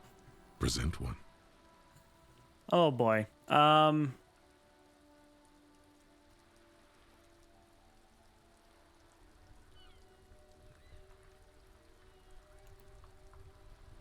Soft socialists paving the way for the hard working class to take over. Sure. Preposterous! Surely you don't mean it. I'm just sorry it had to be them.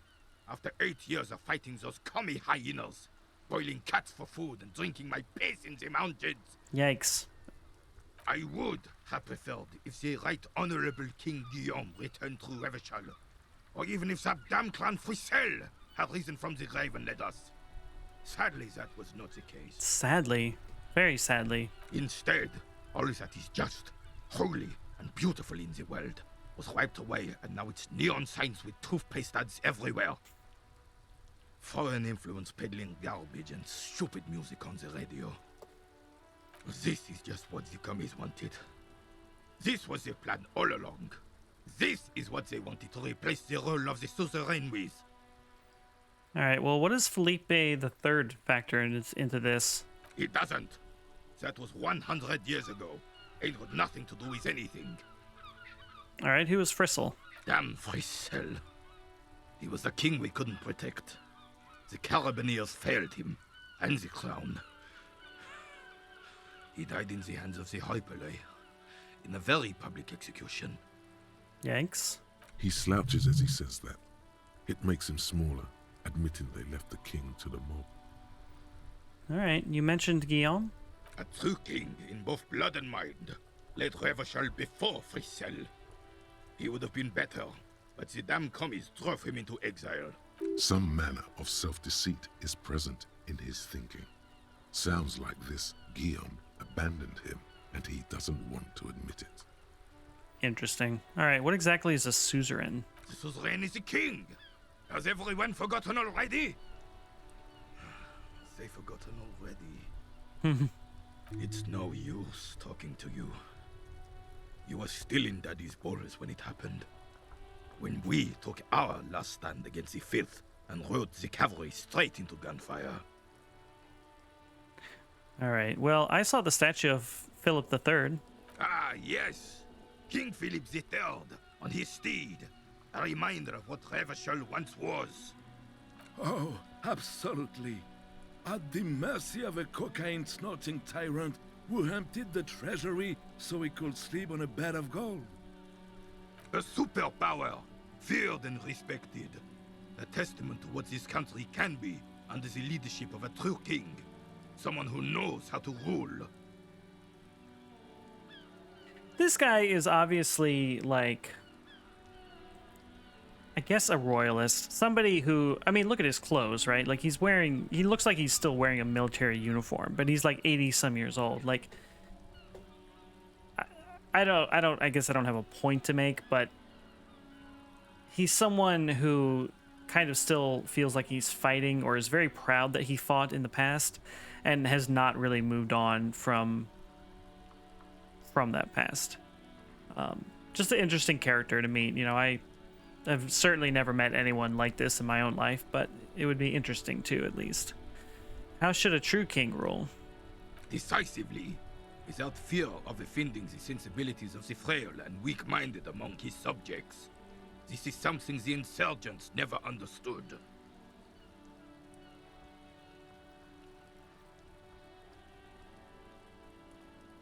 Seems to me a leader should take care of his people before himself. A nation is only as strong as its leader. That's why it was such madness to try to... Don't get started on that again. What happened, happened. There is some weariness in his voice now. He's heard this rant many times before. The Carabiner doesn't reply, but his entire being communicates unbreakable resolve. No one and nothing can change this man's mind. He is as rigid as they come, still in that antique uniform. It's a symbol for him. What was that about cocaine? Oh, old Philip was a big fan of the purple nose candy the nobility loved so much. A cocaine connoisseur of sorts. His egocentricity is borderline legendary. I love all the accents in this game. I really like going into cities, just getting that melting pot feel of different, peoples and places, and this game reminds me of it quite a bit. You can't even take the responsibility for yourself. How could you fathom the responsibility weighing on the shoulders of a ruler? That's why the Philippian kings use cocaine, for clarity of vision, to aid in their work. Regnum cocainum, Revachol's finest years. I bet. He seems to grow taller, brimming with pride about the past. Yeah, sure. Of course. Clarity of vision. Awareness. Sure. Philip III was even brought into this world with the help of cocaine. The court made him administer the dose to his mother when she was in labor, and it is well known that with the help of cocaine, only the purest, of course, he was able to connect with higher realms. I agree, Havoc. I remember watching that movie and thinking, oh, this feels like a video game. Like, I feel like we're just going through a bunch of video game levels. I like that movie. It was... I only saw it the one time, but it was very... just the setting, the settings, plural, were very unique and interesting. I don't remember the actual plot too well, but I remember it was a very striking movie visually. He's just making excuses for the king's habits, isn't he? All right, thanks for clearing that up. I'm listening. Right. Okay, well, that's all we have to say to this guy right now. And we got an autosave, interesting. So, we threw his ball away, so we need to go get a new one. Maybe we'll be able to. It's not going to happen anytime soon, though, so let's just keep exploring, I guess. What are you on the ground here? Enormous bowls worthy of a real man. Yeah. The damage looks like it could have been caused by an earthquake. All right, fair enough. What's this over here on the left? This coin-operated viewer has been banged up, inoperable. There is... Ah, we found the bookstore, everybody. The best part of any city. On the cover stands a very muscular man surrounded by flames. This book has a rose, a pistol, and a half-naked dame on its cover.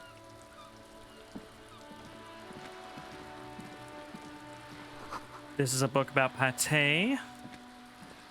This book, you don't really understand what it's about, nor does it seem important. It takes willpower to even read the author's name. Jan Kaus from Iguania? Okay. A book about freedom and upstream rowing. Every book. That's fair. Oh, I missed that one. That's all right. Hello, miss. Actually, let's quick save. Now, we'll say Hello, hi. Sir. Step right in. The store is open. A young girl with chubby red cheeks waves at you, smiling. Her nose is also red from the cold. Hi. Are you interested in a new and exciting book? She stomps her feet to feel warmer. What kind of store is this? It's a bookstore, sir. We sell books, postcards, and some board games. It's called Crime, Romance, and Biographies of Famous People. It's a very, very matter-of-fact name for a store. Books? Postcards? Easy. Even a kid would know all of this. We can be such a dickhead nerd because we have this high encyclopedia skill. It's like, please, I know what a book is, miss. We're not going to do that, but we could. It feels inappropriate to lecture this girl. Don't be a fool. As an expert, it's your duty to tell what you know to everyone. Oh, don't tell me what to do. Sir, are you okay? You've been standing here silently for a while now. Okay. Is it okay if I ask you some questions? Okay, sir. I'll try to answer any questions you have. I hope they're about books. What is your name? My name is Annette, sir. My mum, her name is Plaisance. She owns the store. She's inside minding the register or organising the stock. The girl gazes at the window, then suddenly jolts, her eyes wide as if recalling something. Feel free to step in and browse our wares. And you're standing out here in the cold because... I'm signalling that the store is open. Otherwise, people might not know. They'd miss out on the crime, romance, and biographies of famous people. I should have a word with the store owner, maybe? You're, like, freezing to death out here, apparently. Oh, no, sir. I'm happy to help Mum by luring in customers. Besides, I have some hot juice in my vacuum bottle to keep warm. Yikes. Shouldn't you be at school or something? I do my studies at home at the moment. I have to help Mum keep this place running. What is school, anyway? School? Well, mine is a big yellow building on Boogie Street, and the people there run it. They say it's a charity. Oh, man. Okay, isn't this school more important than this? Mum says it's necessary to do both, because it builds character. Mum says a proper worker is dutiful. That's how you get ahead in life. You succeed. There is stress and unease behind these words. She's reciting etiquette. So how's the business going? Mum says it's peachy. She was a little afraid at first. There's talk about this house being cursed. Cursed? In what way? Cursed in the way that makes them say that no business has ever really thrived here, sir. That they all go... Let's say nothing. Well, they run out of money and have to stop doing business. This sounds rather serious. I should look into this. We can go into the bookstore and ask about the case, but I don't see much more to look into here. The lieutenant makes a note in his notebook. Yes. Please do also look at our wares inside. The postcards and board games are there, sir. What do you know about the other failed businesses here? Nothing really, sir. Mum doesn't allow me to sneak around in the back rooms or the cellar. I don't really know what's there. Interesting. How does this curse manifest itself? It does not manifest itself in any way. It does not exist. I liked it better when we were talking about whether it's appropriate to stand out in the freezing weather. But Kim, the plasmic manifestations. No such thing. The lieutenant stands at your side, stern and serious. Anything else you wanted to talk about, sir? Enough about the curse for now. Maybe I can tell you about some of our books instead. What is this crime business? Crime fiction is about murders or burglaries or things like that, and the work of a policeman or a private detective who's trying to solve a crime and catch the criminals. Okay, I get it. Crime murder gets the people going. And it's kind of like a puzzle too. You can guess who the criminal is or how the good guys are going to catch him. I'm a policeman myself, by the way, FYI. You don't look much like a policeman. What does a cop look like?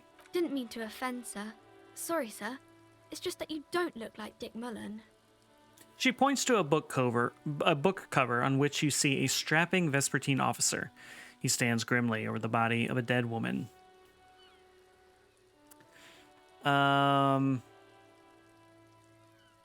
It's not your body that's important in police work. It's your... Head, yes. No, your mind. Not head, child. Heads. A Quicksilver mind. This Mullen guy looks like he needs 4 hours just to come up with a single idea. No, he's wicked smart in the stories. Sure, when the author does all the thinking for him, real policemen have to think and act on their own. Like you, sir, of course. He's just a fictional character. He's no match for you. Thank you for humoring me. Maybe you can show me some real police work, sir. Like in the books. What is romance? It's the type of book where What there's is a rich love? lady and she has to choose between the good man and the bad man. She smiles at the thought, perhaps imagining herself in that situation. Or there could be a story about a poor lady getting a rich man. It's about man and lady business, sir. Man and lady business. What about when everyone is poor? That's really not a proper romance story. That's more like everyday life. Poor people are boring. No. Okay, sometimes you have to write about real life things. Not in romance books, sir. These are about nice and pretty people, and everyone is happy in the end. What about a poor man getting a rich lady? It happens, but usually the guy gets rich in the process. Or should actually be rich himself, but has lost his family property unjustly, like during the revolution or something. I see. Those are unhappy books, for most of the pages. People sad about what they have lost, but then it all turns out just fine in the end. What about if both of the men are bad? These are not very common. You can't have a choice between bad and bad. Nobody wants to read a story like that. What if it's written really well, though? Well, maybe then it's fine. Maybe if the lady then decides not to pick either, because she doesn't need a bad man. Yes, that would be interesting. There you go. What about a book where the man and lady business doesn't work out at all? I haven't read many of those. Maybe you should ask Mum. Oh yeah? You think she has one about an excruciatingly painful breakup? I don't think it's a romance story if the main characters break up, though. She pauses, trying to figure out the appropriate answer. Okay. Sometimes they break up for a little while, but then they always get back together. Well, that's enough romance for me. Maybe some about other books? Who are these famous people? Oh, kings and queens and generals of old, or artists and writers, or musicians, those kinds of people. There's usually something extraordinary about them. She scratches her cold, reddened cheek, then continues. I think that's why people read them, to find the secrets of their fame. Seems like most people who read those books fail to get more famous from reading them. It's true. But it does make the famous people more famous. Ah.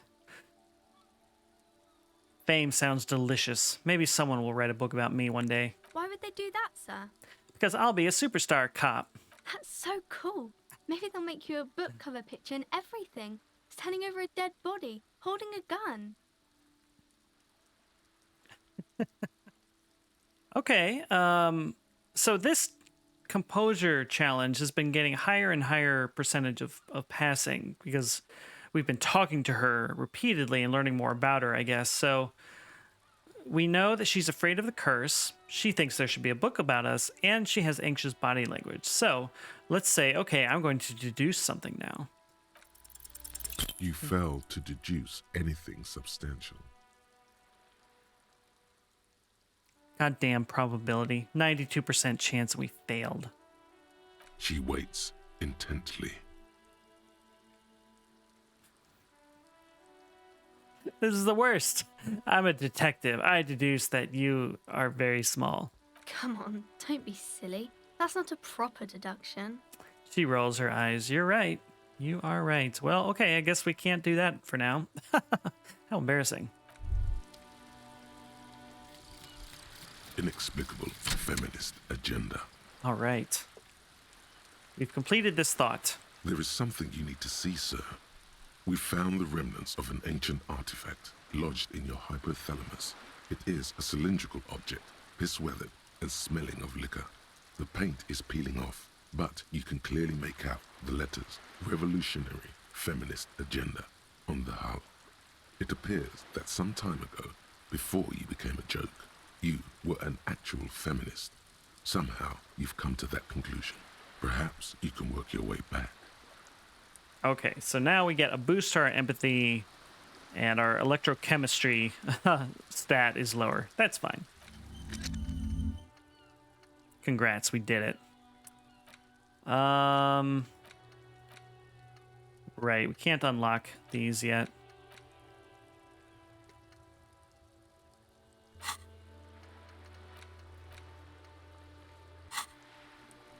All right. So if we put a point into, I think it was the composure skill, we can do that deduction again, but not going to happen right now, unfortunately. Let's go into the bookstore then. And actually, you know what? We're going to take a quick break before we continue. I'm going to use the bathroom and get some water, you know? So, yeah, I'll be right back. Don't go anywhere.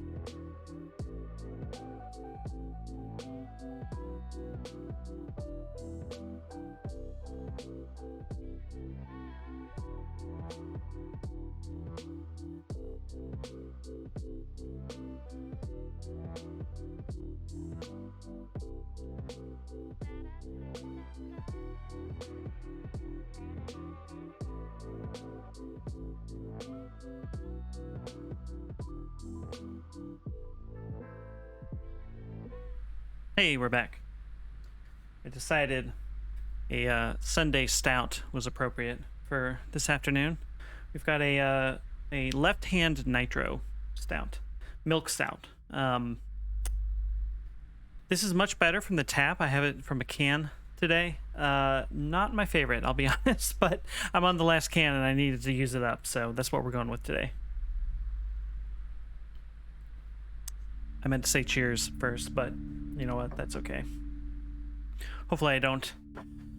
Yeah. I love their regular milk stout. I'm pretty sure I've had others of their stuff. I think when I lived in Colorado, I would have said that Left Hand Milk Stout was my favorite Colorado beer. But I haven't seen it since we've moved out here. Oh, gotcha. Yeah. Well, that's a bummer. I can't remember if we went to their brewery or not. But yeah, once I tried their regular milk stout, I loved it. So this is their nitro, so it's like darker, more bitter, I guess. It's fine. It's better from the tap, like I said, but you know, it's okay. It's all right. Like I said, this is the last can, so I gotta get rid of it, so then I don't have to drink it anymore. This is a cool bookstore. they had a Mexican stout or something. I don't remember that being a thing, but I would totally believe it. We're gonna look it up real quick.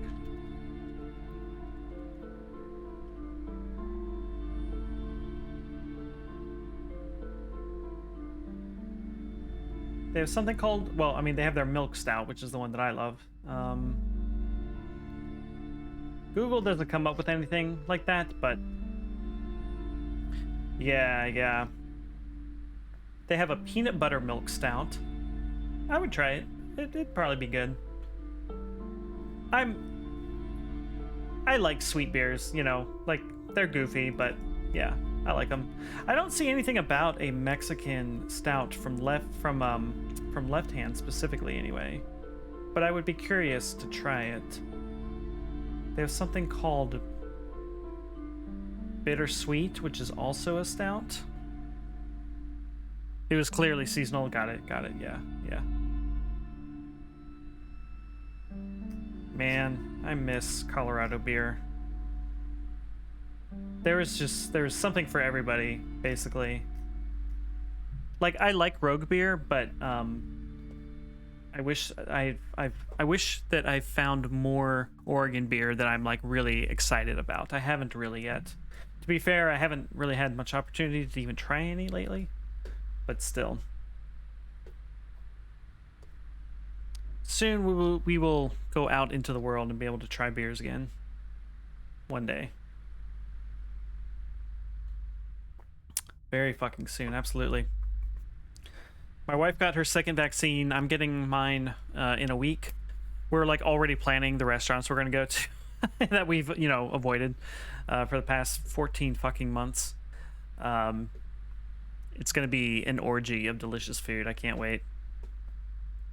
We'll have to hang out soon, Havoc. I'm looking forward to it, definitely. We're gonna go into bookstores like this cool place in this video game. What do we have here? A small mountain of colorful board game boxes. There are numerous types of games for all ages. A lot of shelf space seems to be taken up by Wirral-related merchandise. All right, well, let's leave and let's just talk to the woman first. Welcome to Crime, Romance, and Biographies of Famous People. My name is Plaisance. Hello. Be welcome, and please take responsibility for the energy you bring into this space. Before we go on, you seem to be well off enough. Can you give me some money? I feel there won't be an opportune moment to ask later. Sir, don't be ridiculous. I certainly will not give you money. I would be doing you a grave psychic disfavor. Really? One has to earn one's success, even if one is a police officer. Handouts are nothing but manipulation. All they do is make you dependent. Certainly there are good things to be said about dependence.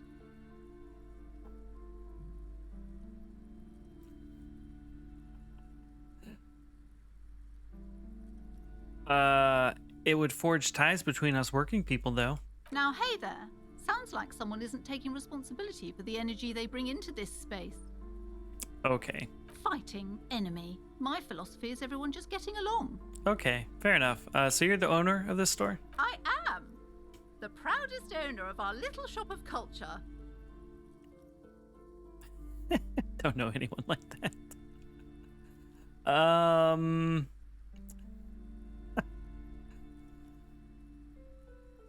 Your daughter is the one standing outside the store, right? Annette, yes, my daughter. I hope she wasn't slacking off again with her nose in science fiction. Tell me, was she at her post doing her job like a proper girl? I mean, she was freezing her ass off, so, I mean, I feel like you're not doing a proper job as a mother? Wonderful. Did you talk to her? Yes. Great. On a scale of 1 to 10, how compelled were you to buy books after talking with her? I'm not going to grade a human being. I don't do that. Come now. It's not personal. It's about proper sales practices and market research. I expect an answer. Okay, well, she's certainly very polite and helpful. My precious, her dedication brings joy to my heart. If you have children, I hope they turn out as great as my Annette. Well, the way you're handling her, every time I unpause, I get hit by a car. Man, I hope one day somebody does a really deep dive into just what went wrong with that game. Just the bugs and the management and just everything. I cannot believe after The Witcher 3, they just completely failed. Like, I get that it was taking a long time to make the game and they wanted to get it out, but man, just disappointing, to say the least. Well, your daughter, ma'am, is a child laborer. What do you think about that? Mind your own business, sir. In our society, people don't get to tell each other how to raise their children. It's none of your or anyone's business. 3 years? What do you mean was 3 years? Because it was like 2015 when The Witcher 3 came out, so it came out like 5 years after that. And I think they were working on it before then even. Denial is the way she copes with criticism. Oh, really? Was it that long? Wow. Man, that's like one of the longer development hells in video gaming history, for sure. Not the longest, but what a bummer. Well, ma'am, I'm here to abolish child labor. You must be kidding. There's nothing like that happening. Well, how much do you pay your fucking kid? Good, sir. What does a young child do with money anyway? No, I save it for her as a fund. She's securing her financial future out there. Such criminal behavior would not happen in more developed countries. So The Witcher 3 came out in 2015. I don't remember how long it took for the 2 expansions to come out.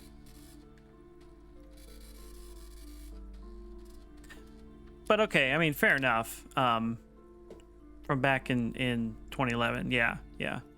But still, I mean, it feels like they rushed the game out, like to hit an arbitrary date, which is just quite disappointing. I mean, obviously there were problems that they knew about when they released it, so it's just really frustrating that they would they pitch themselves as like, we are here for the gamers and stuff, and then they just kind of, I feel like they burned all of that goodwill away in one shot. I don't know. Just very odd situation. There's so many companies that are just kind of victims of their own hubris, I guess. So maybe we just chalk it up to that. I don't know. Just a bummer. Like, at this point, like, I want to play Cyberpunk, but I'm not in any rush to. Like, why would I rush out at this point? I wonder if they'll do like The Witcher 1 and The Witcher 2, where they release like a big, like, definitive edition, that supposedly fixes all the issues and stuff. It wouldn't surprise me, but they didn't have to do that for The Witcher 3, so it would almost be disappointing for them to have to go back to that, Yeah, fair enough. I obviously haven't been following it very closely.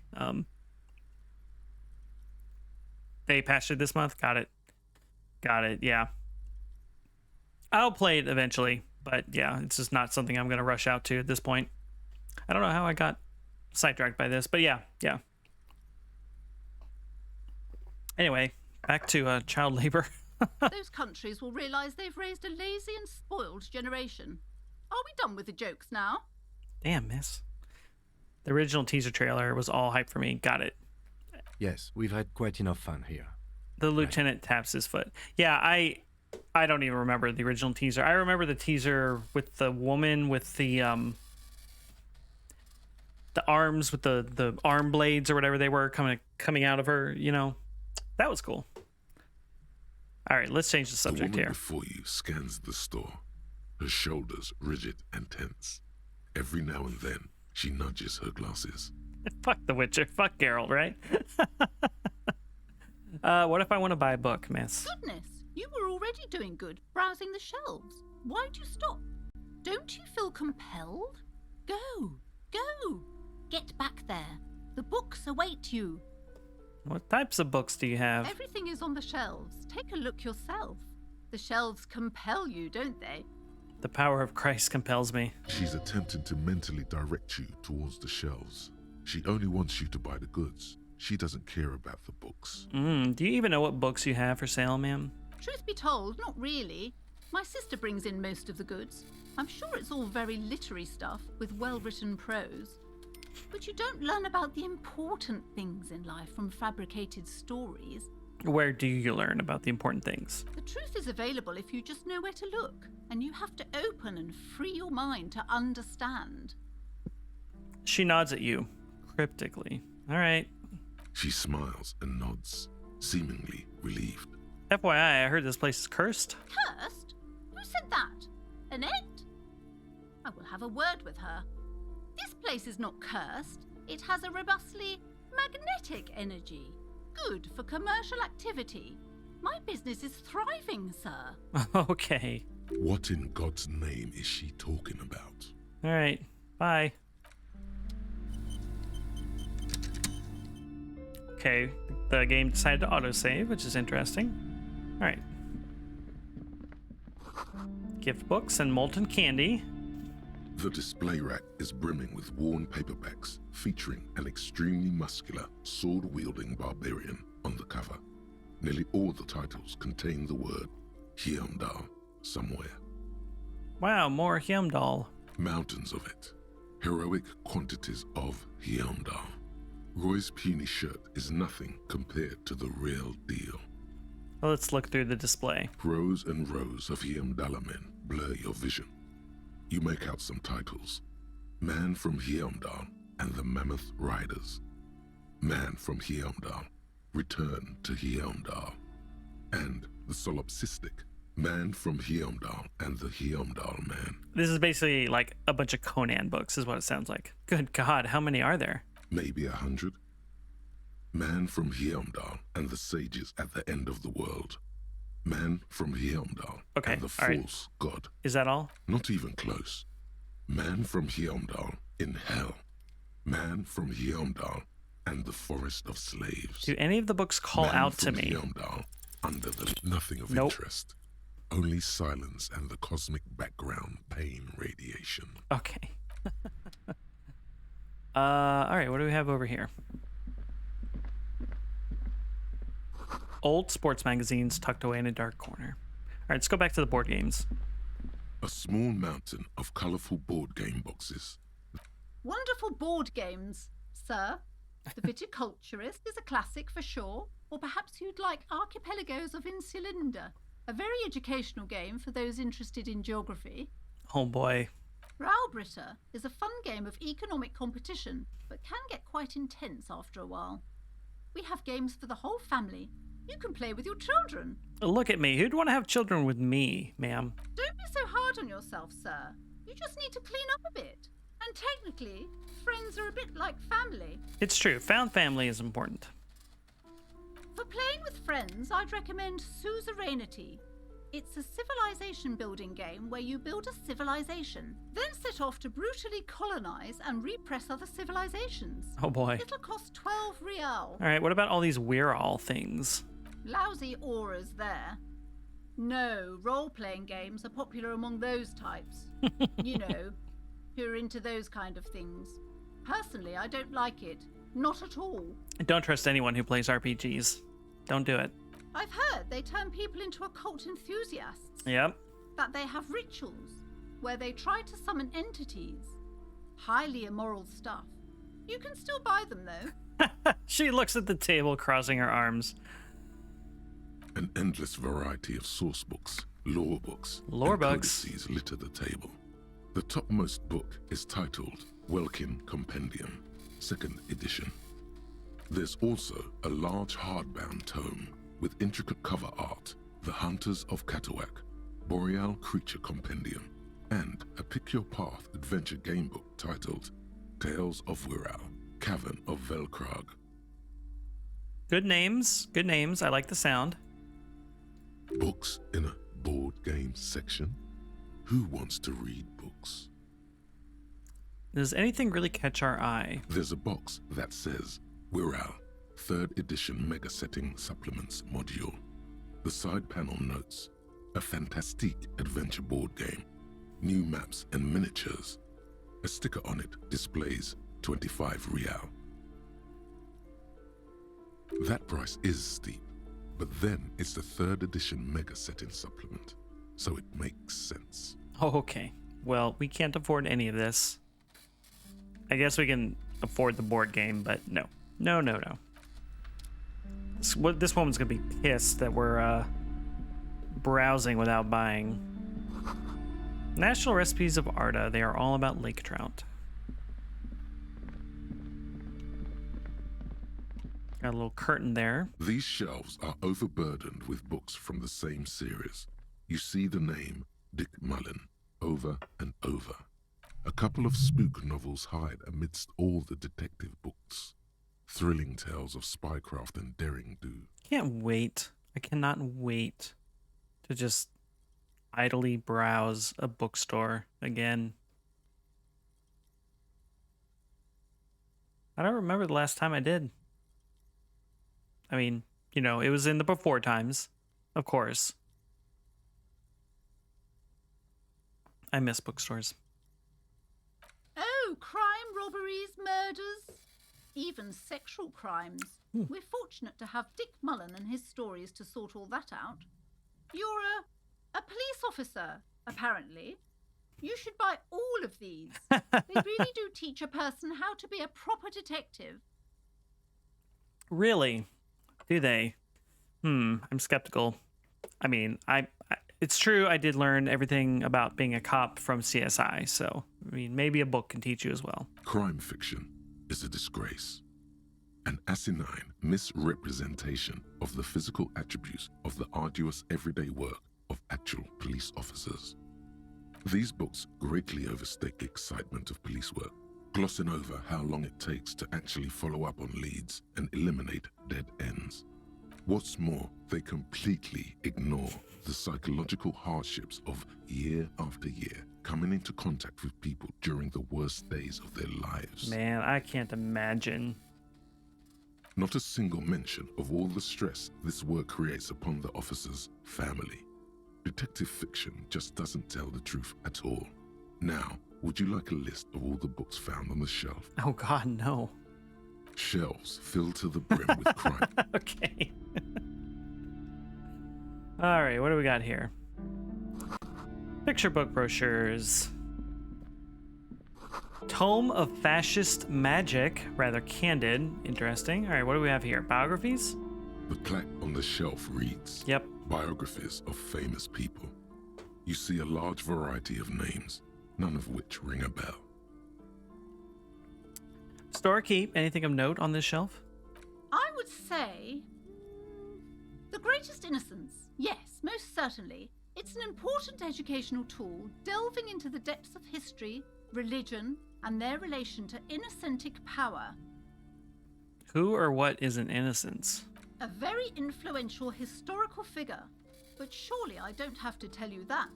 You're a law officer, and law officers have at least some education. Ma'am, you don't have the hangover I have right now. The book is also very daring.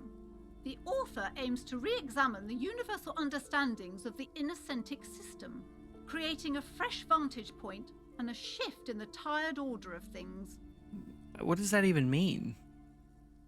I thought it was about which of these innocences is the coolest and greatest. Perhaps for a layman, deep analysis is necessary to peel back the multi-layered meaning. Do her words seem vague and abstract to you? Yeah, so you recommend it? Certainly. It's prudent for a person to have at least an elementary understanding of history and society. Imagine the chaos we'd be in otherwise. Yeah, imagine. You feel like you should get this one. Definitely. It's important somehow. There's something personal inside. Really? No, we need money for our hotel room tonight, so. Browsing through all the books with all their names makes your head spin. None of these seem important or relevant. It's all just vapid egoism. Suddenly, a particularly odd title catches your eye. It reads, High Speed Love, the tragic true love story of Jacob Irv and Alfie Delatraz by one Cecilia Averbrook. Okay, what's it about? High-Speed Love chronicles the romance between two of the finest tip-top tourney racers in history. One of them is the madcap driver, Jacob Irv. His blonde mane graces the cover. Next to Irv's life story, you see a slim biography of an Occidental rock star called the Anti-Star. He's famous for shooting morphine into one of his eyeballs and cocaine into the other. Sounds very healthy. Next to that, Rivasholian radio personality Guillaume Bevy stands in front of a rundown drug den. He's a permanent fixture on Channel 8, reporting on real-life crime and ruining cops' days. I really must insist you buy one of the books. Reading them is not for free. Do still browse, though, but not too long. Yeah, I knew she was going to get mad at us for browsing. I'm sorry, I did not mean to rush you. You are browsing. Go ahead. Take your time. Time is commerce. Yeah, I'm not buying shit, lady. All right, what do we got here? Several maps have been attached to a bulletin board hidden inside the alcove. They're held up by small pins. The board has come loose from one corner. Ooh. The maps look old and faded. Your eye catches a map of Insulinda, a map of Revachol, and a map of Martinez. Okay, Insulin Day. This large map displays archipelagos. You see a constellation of small dots on the light blue emptiness. Okay, it's a map. Ozon, Laurentide, disintegrating into mathematics. What does that mean? In the northeast, a dust mite stands on the north coast of Caillou in a bookstore. You can. On Caillou, 850 million people live on these little dots. An I didn't oceanic click world anything. Of culture and commerce torn apart by history. The ocean breaks apart into a tangle of cosines and azimuths, all pointing connections to other worlds. Words past the Insulindian, unknown to you. You only know you've never been there. You have little idea what they are. Distant stars, gods. But looking at them makes you feel almost non-existent. Whatever they are, the Isolas are immeasurably large compared to you, and very, very far away. Perhaps they are gods, gods of distance and outer dust. I feel like we just went on an acid trip for a second. I have no idea what really happened there. Also, my mouse just started clicking or something. Maybe it's a glitch in the game, or maybe it's like deliberately throws you off. I don't know, but that was kind of a weird experience. The north coast of a verdant island is shattered by the delta of a river. It is the River Esperance. Countless bridges put the shards back together. Yeah, it was weird. Connecting city blocks to river islands. La Delta says a great artificial heart in the center, teeming with life forms and construction. To the east, rolling hillsides, Le Jardin, Stella Marie, the suburbs of Saint-Baptiste, swallowed up into the megacity. They sound rich to you. This is Revachol East. And west? Hudon. It's somewhere to live. Not bad. Then there's Jamrock. It's bad. People shouldn't live there, but they do. Then Forberg. It's almost as bad, and much larger. Then Coal City. It's the worst. And Martinez? It's so small you can't even see it on the map. No, wait. There it is. North of Jamrock, the strip of coast next to the Greater Revachol Industrial Harbour. It looks downright despondent. It's almost Coal City, to be honest. No, this is somewhere to be. This is all you have. But it's still something. Streets and sodium lights, the sky, the world. You're still alive. Still don't know what's happening. It's not really a map. It's a tourist thing. A picture postcard with buildings on it, drawn from an isometric perspective. A date in the upper right corner says 48. Still, it's detailed. Could be pretty useful for scouting ahead. You see the jagged boxes of an industrial harbor, even the whirling in rags there. Storekeep, can I buy these maps? I'm sorry, officer. The map of Martinez is the only one available. The other two are not for sale anymore. And besides, you could scarcely afford them. They're quite valuable, though they might not look it. The map of Martinez is 90 cents, though. I think we have to buy the in-game map, if I remember correctly from playing this last year. It's 90 cents, so it's not much. We're going to go ahead and get it. It'll be one of the few things we actually spend money on. Why is the one on Martinez so cheap? That old thing. It's an out-of-date map of a tourist location that never was nor came to be. From when some design studio people tried to spruce the place up 4 or 5 years ago. They also renovated the horse statue, set up those coin-operated viewers, and designed the new street lamps. The place does not look like a successful tourist trap, does it? What happened? They didn't get that far, for some reason. A shame the project never got going. Would be nice if someone fixed Martinez up. All these ruins are bad for business. Okay, we're not going to try to steal it. We'll just buy it. Always good to be informed of your surroundings. You've acquired an interactable item. Investigate this item further by going to the Interact tab in your inventory. Okay, so we have a map. We have a world map. The worn map features the patchwork grid of the streets of Martinez, with directions to appropriately touristy locations. Year 48 resides on the upper right corner. I don't know what year we're in. Let's trace a path through the grid. Your finger moves through the various streets, across Rue de Saint-Ghislain and Rue Saint-Sipar, over Saint-Brun and Martinez North. Finally coming to a halt on the spot where you are currently standing, although the map gives no such indication itself. For a more detailed view of the map, go to your journal and select the Map tab. Okay. Journal. Map. Okay, this is the world map. So, I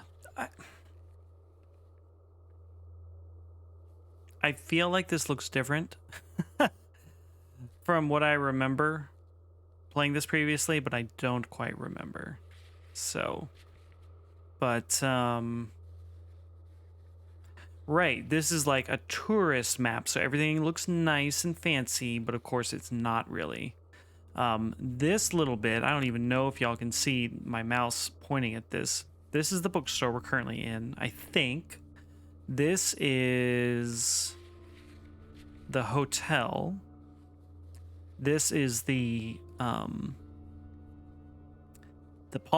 shop that we explored. This is where the traffic jam is. So we haven't explored up here yet. This is the harbor up here. And then, of course, we can't go to the western side of the map until, I think, the 3rd day of the game.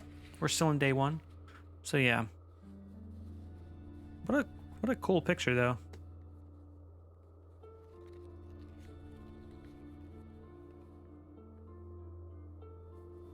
This also tells us which skill checks we can retry at some point.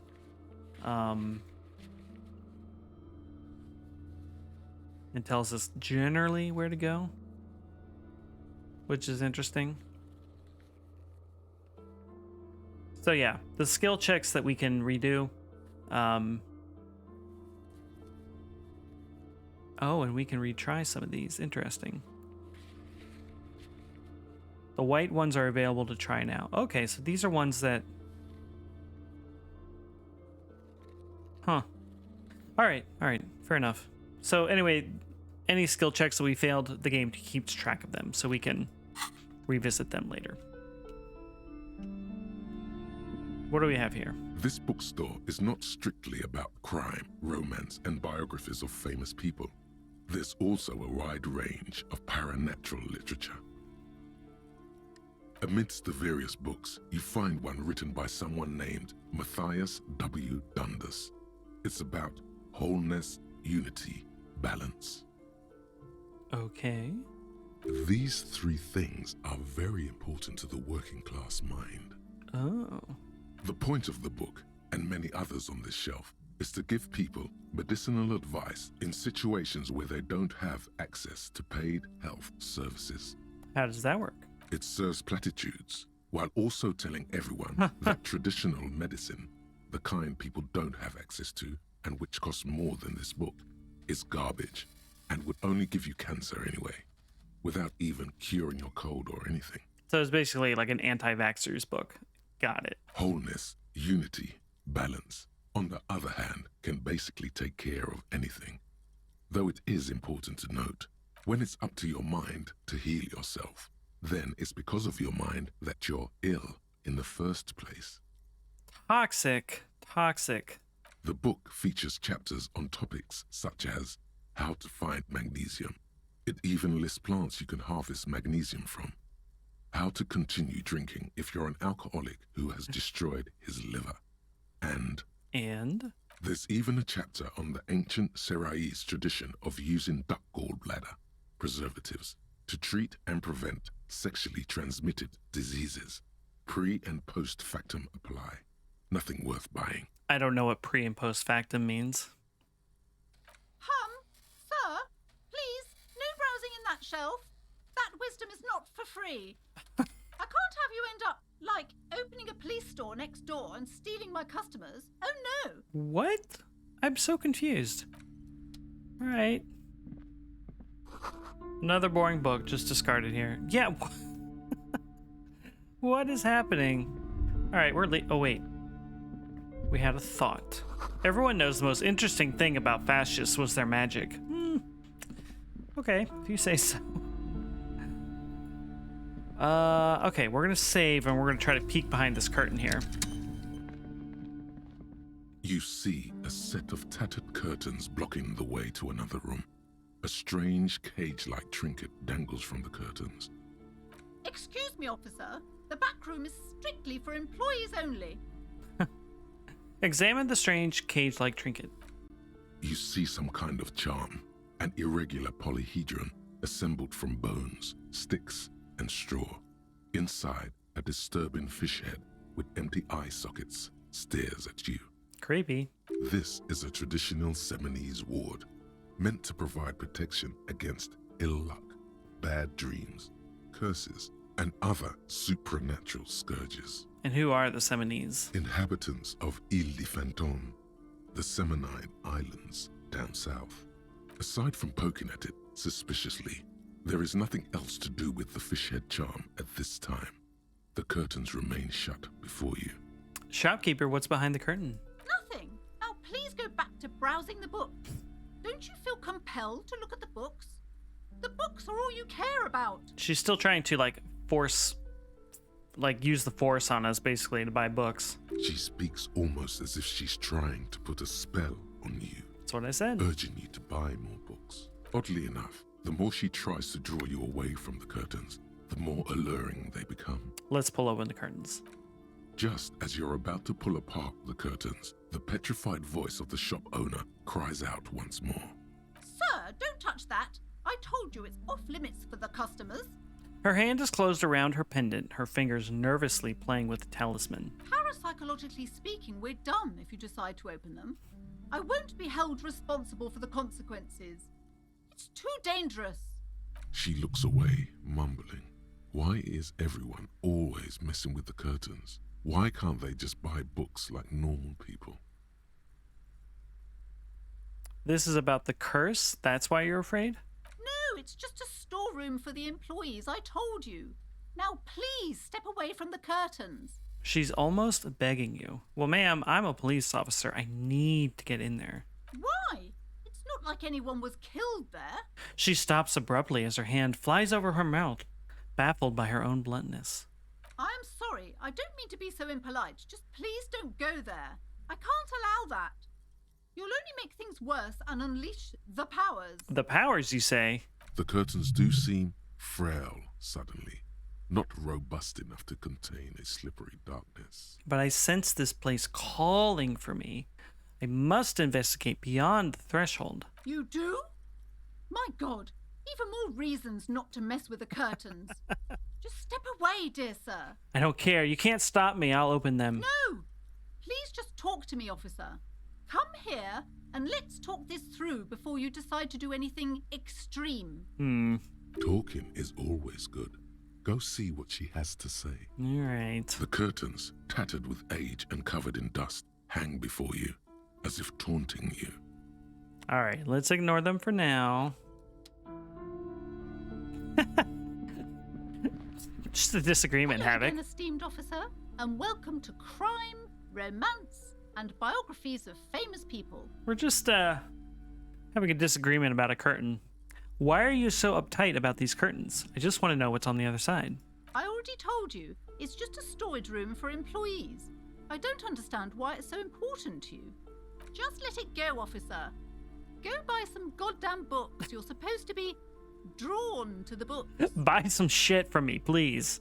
She recites it like it's a poem, or like she's playing a role she's grown tired of. She's so tense, it's a miracle she hasn't snapped in half yet. It's a miracle she hasn't snapped in half yet. Why are you still talking about books? Are you trying to put a spell on me? A spell? As if. This place doesn't need any spells or hoodoo mumbo jumbo. This place has wonderful energy. She wavers under your gaze, mouth pressed into a tight-lipped smile. Then something breaks. Okay, fine. It's because this place is cursed. Yes. Just like Annette said, they don't call it the doomed commercial area for nothing. The doomed commercial area. Yikes. Are you happy now, officer? Happy that you've ruined everything? She closes her eyes and starts mumbling something to her pendant. Host of hosts, she prays. Guard me and my honest business venture from the curse that lurks behind the curtains. How does this curse manifest itself? The curse is so much worse than you could imagine. It's a disease, eating at the very foundation. A shiver runs through the woman as she looks around the dimly lit store. It's the curse of financial distress, of ruin and bankruptcy. She peers at the curtains again. Ah, Annette mentioned the previous tenants have experienced some financial troubles. It's not just that, officer. We're dealing with something supernatural here. It's just a curse, it's the Havoc. demons feeding off bad business practices and disappointing income statements. It's just cacodemons. There's something wrong with this building, I can tell you. Ever since I arrived, I've sensed an eerie, lingering presence, as if I was unwanted here. Well, why didn't you just tell me right away? I am a police officer. It's not good to talk about the curse, not in detail. The negativism, it's dangerous. Talking about the void wraiths angers them. Okay. Wow. Void raves. You have new words. You have new words. Wow. Have you sought help from anyone? Yes, I've contacted numerous parapsychologists and even a pair of Simonese mediators. They provided me with the wards.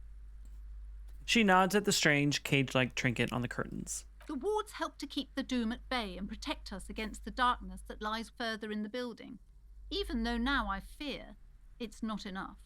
Gasp. It's just your everyday curse. It's no big deal, you know? Is your pendant part of the wards as well? Oh, this? No, it's a special Himian amulet, blessed by desert pygmy shamans, with a spell of compulsion. It's to compel people to buy books. Well, I don't think it's working. There are numerous spells cast throughout the store. I had the books anointed with a different inducement spell, for example.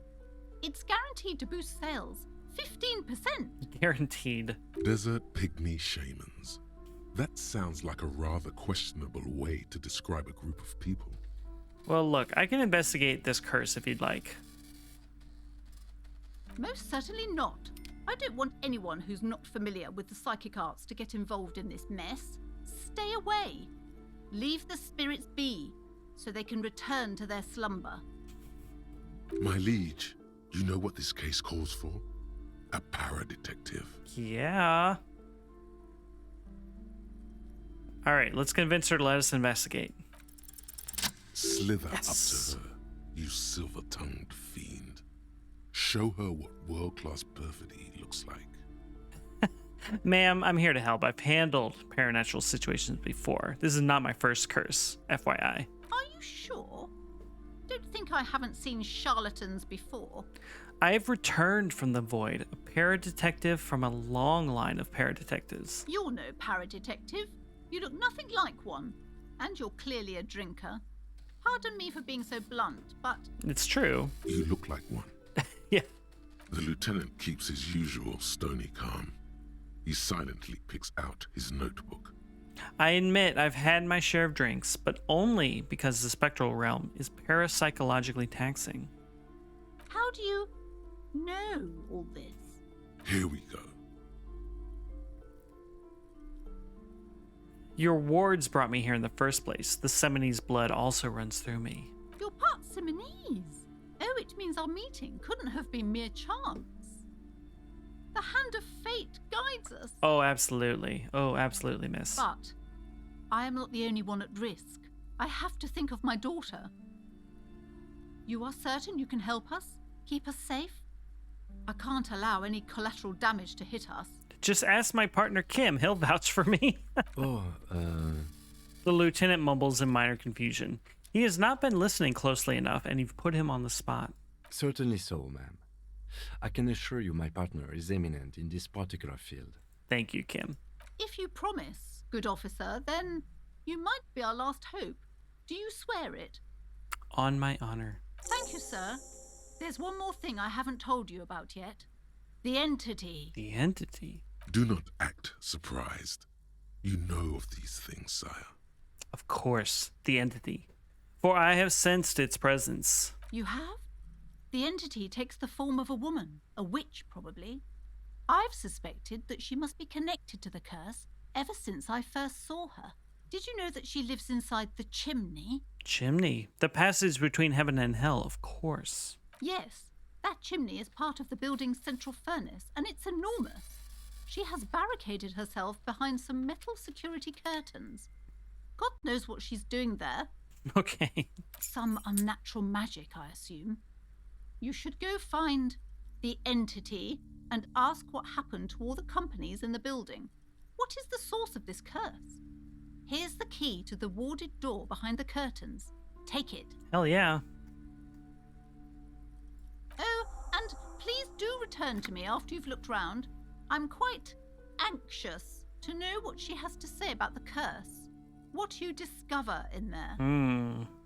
What you discover? Probably just some office space. Don't be scared. No big deal. No big deal. Just a curse. I had a few more questions, apparently. Okay, but please, only a few questions. You wouldn't want to disturb the spirits. Okay. The woman before you scans the store. Okay, we're not going to go in there just yet. Because it is 6 in the evening in-game, apparently. And I don't know how long this is going to take. I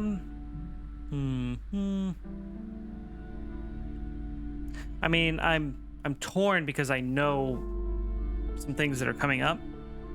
And with the timing involved, I just don't know what the best thing to do is. So I think I want to keep poking around. We're going to do that. In the city, I should say. We're going to explore the city a bit more before we go find the entity.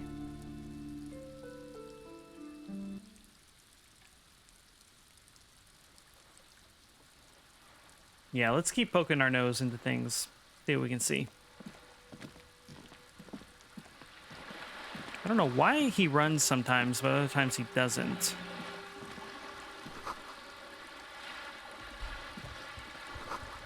Okay.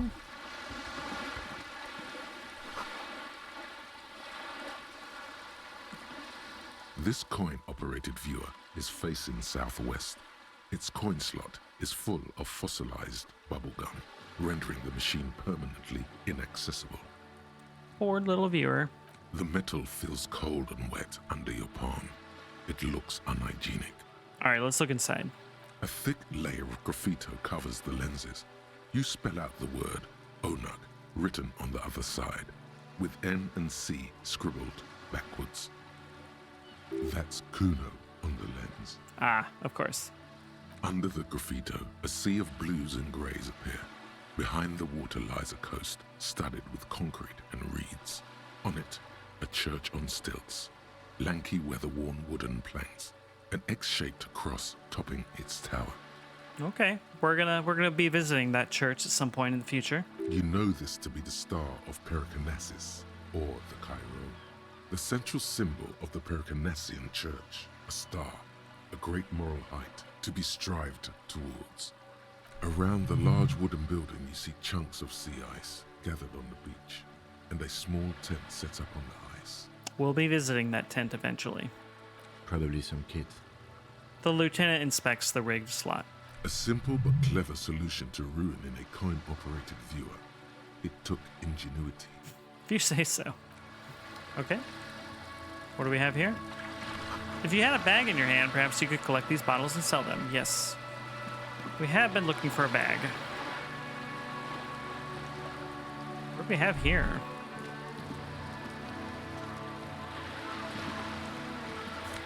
Oh, more money.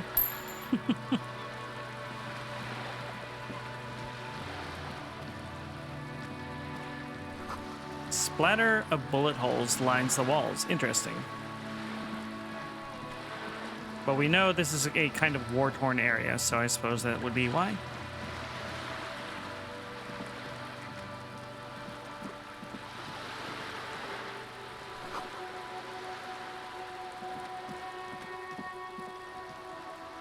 What do we have here?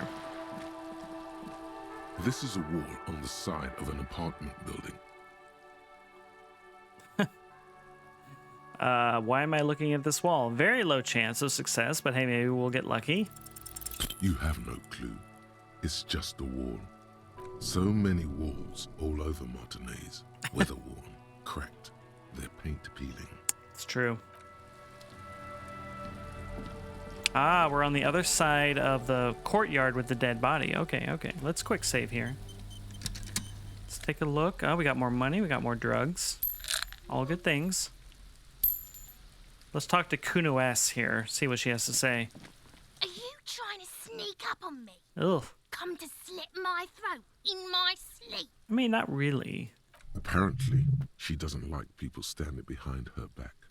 Logic error. She is not sleeping right now. What does that mean? Pig's come to take me out. Trying to snuff me out.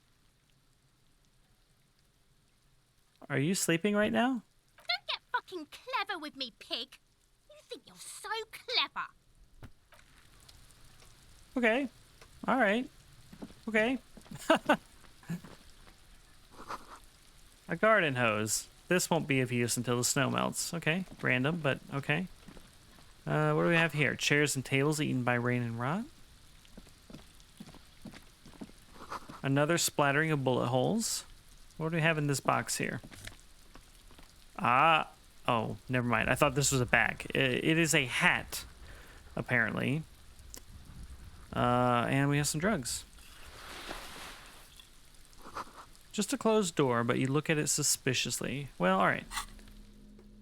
We don't have any hats acquired currently, I believe. We could wear this hat, which would boost our reaction speed, but hurt our rhetoric skill? So we would basically swap these two skills, rhetoric and reaction speed. I mean, why not? I don't really know what difference that'll make, but why not? Now we have a beanie on our head, so. An orange beanie with a couple of big-ass holes on the side. It looks like it might have been used as a mask during an armed robbery. Okay, let's see about this door here.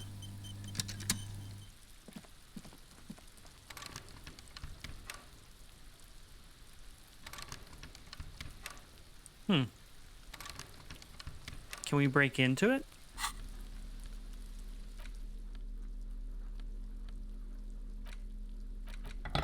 Let's try it. We have a crowbar.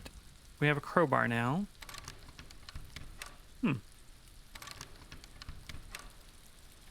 What about chain cutters?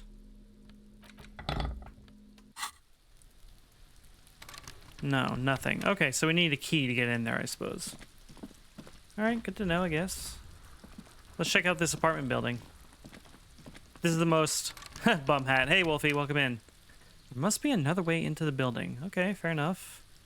A balcony with a view to the yard and the hanging.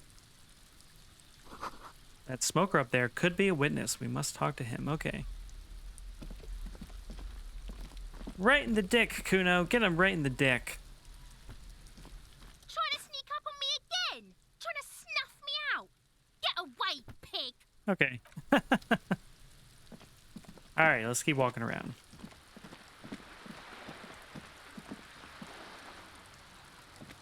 What do we have in this dumpster here? Ooh. A naval coat. Take all. Okay.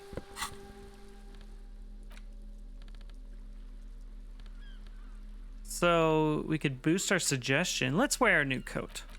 Let's wear a new coat. It looks warmer than the one we are currently wearing. Whoops, wrong button.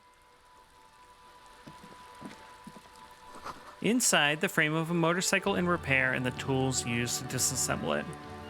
How you doing today, Wolfie? How's your day going? It's probably pretty late where you're at, right? Your clothes are trash, literally. It's true. It is absolutely true.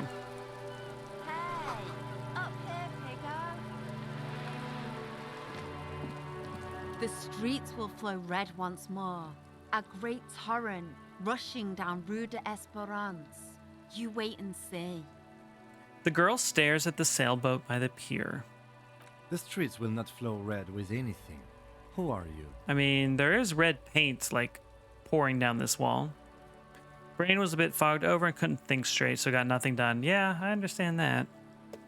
Well, I'm glad you're here, buddy. I'm Cindy the fucking Skull. What else do you want to know? Date of birth, blood type, the last time I was tested for Hep C.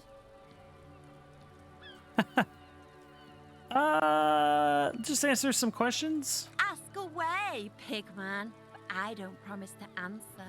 Despite the sass, she puts the brush aside. A brush? An artist? The red splatter is urban expressionism.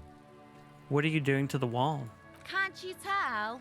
I'm painting a beautiful mural, an aereo graffitio visible from low orbit. Oh. I haven't really started it yet. Ah. I'm waiting for the right words. She studies the wall, suddenly pensive.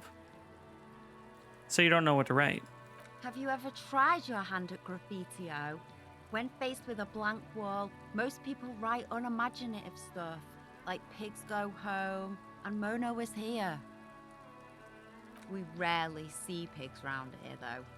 Just union cards. And my name's not Mona, so... Okay.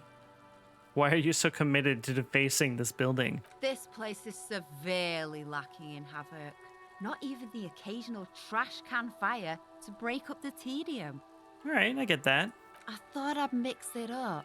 You know, summon the forces of crime and social chaos with a wall-sized invitation.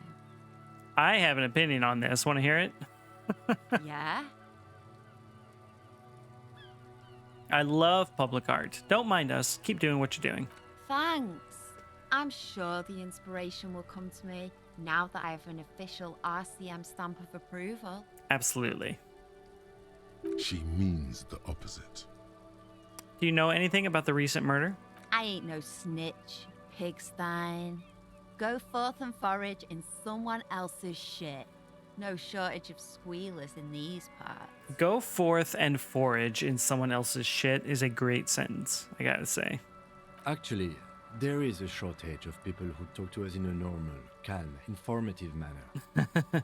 We weren't put on this earth to make your life pleasant, fucko. You keep looking off to the side. What are you looking at? She nods disdainfully toward the woman performing maintenance on the boat docked next to the pier. This game is very bizarre, and I love it for that. Hatred, disgust. It's difficult to tell which of the two is more present in her girlish features. The woman on the boat does not notice her staring. All right. That is on her. Someone's got to keep an eye on her. Ozon is an archipelago 2 days' travel away from Rivershot. Its moneyed residents, used to posh restaurants and upscale boutiques, rarely have reason to visit Martinez. Who is she? Probably the Wild Pines rep. We should talk to her. She's a professional negotiator, though. I have the feeling she will be very cooperative while telling us nothing. Ah, one of those. Okay. Cooperative while telling us nothing. Okay. You should take the lead. Ask her unexpected questions, you know? Do your thing. Don't be afraid to get a bit wacky. Throwing her off is our best bet. He's like, do your thing. You're a weirdo. Good idea, piggies. Run along now. Fuck her shit up good. Impound that boat while you're at it. I'd like to watch her swim back to Ozon. All right. Catch you later, Cindy. Thanks. Watch your back, Ungulate. You've got eyes on you. Ungulate? What does that even mean? Interesting. Okay. Well, before we go in there, let's go talk to this woman. The belly of this boat shines like it was recently painted. More drugs. We like drugs.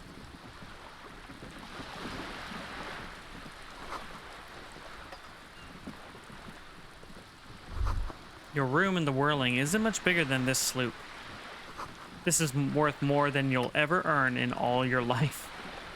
Yikes. Okay, let's save and let's chat up this woman. A striking woman leans against the cabin top of her sailing boat, smiling as you approach. Her green raincoat glistens with droplets. A silk scarf is tied around her throat. Good afternoon, officers. I'm Joyce. She extends her hand in greeting. Joyce L. Messier. I represent the board of Wild Pines, the owners of the harbour. You gentlemen must be from the RCM. She steps closer and holds out her hands over the railing. Joyce L. What does the L stand for? Beaton, my maiden name. Her bony hand dangles from the sleeve of her oversized raincoat. Okay, let's shake her hand. I'm glad to see you here.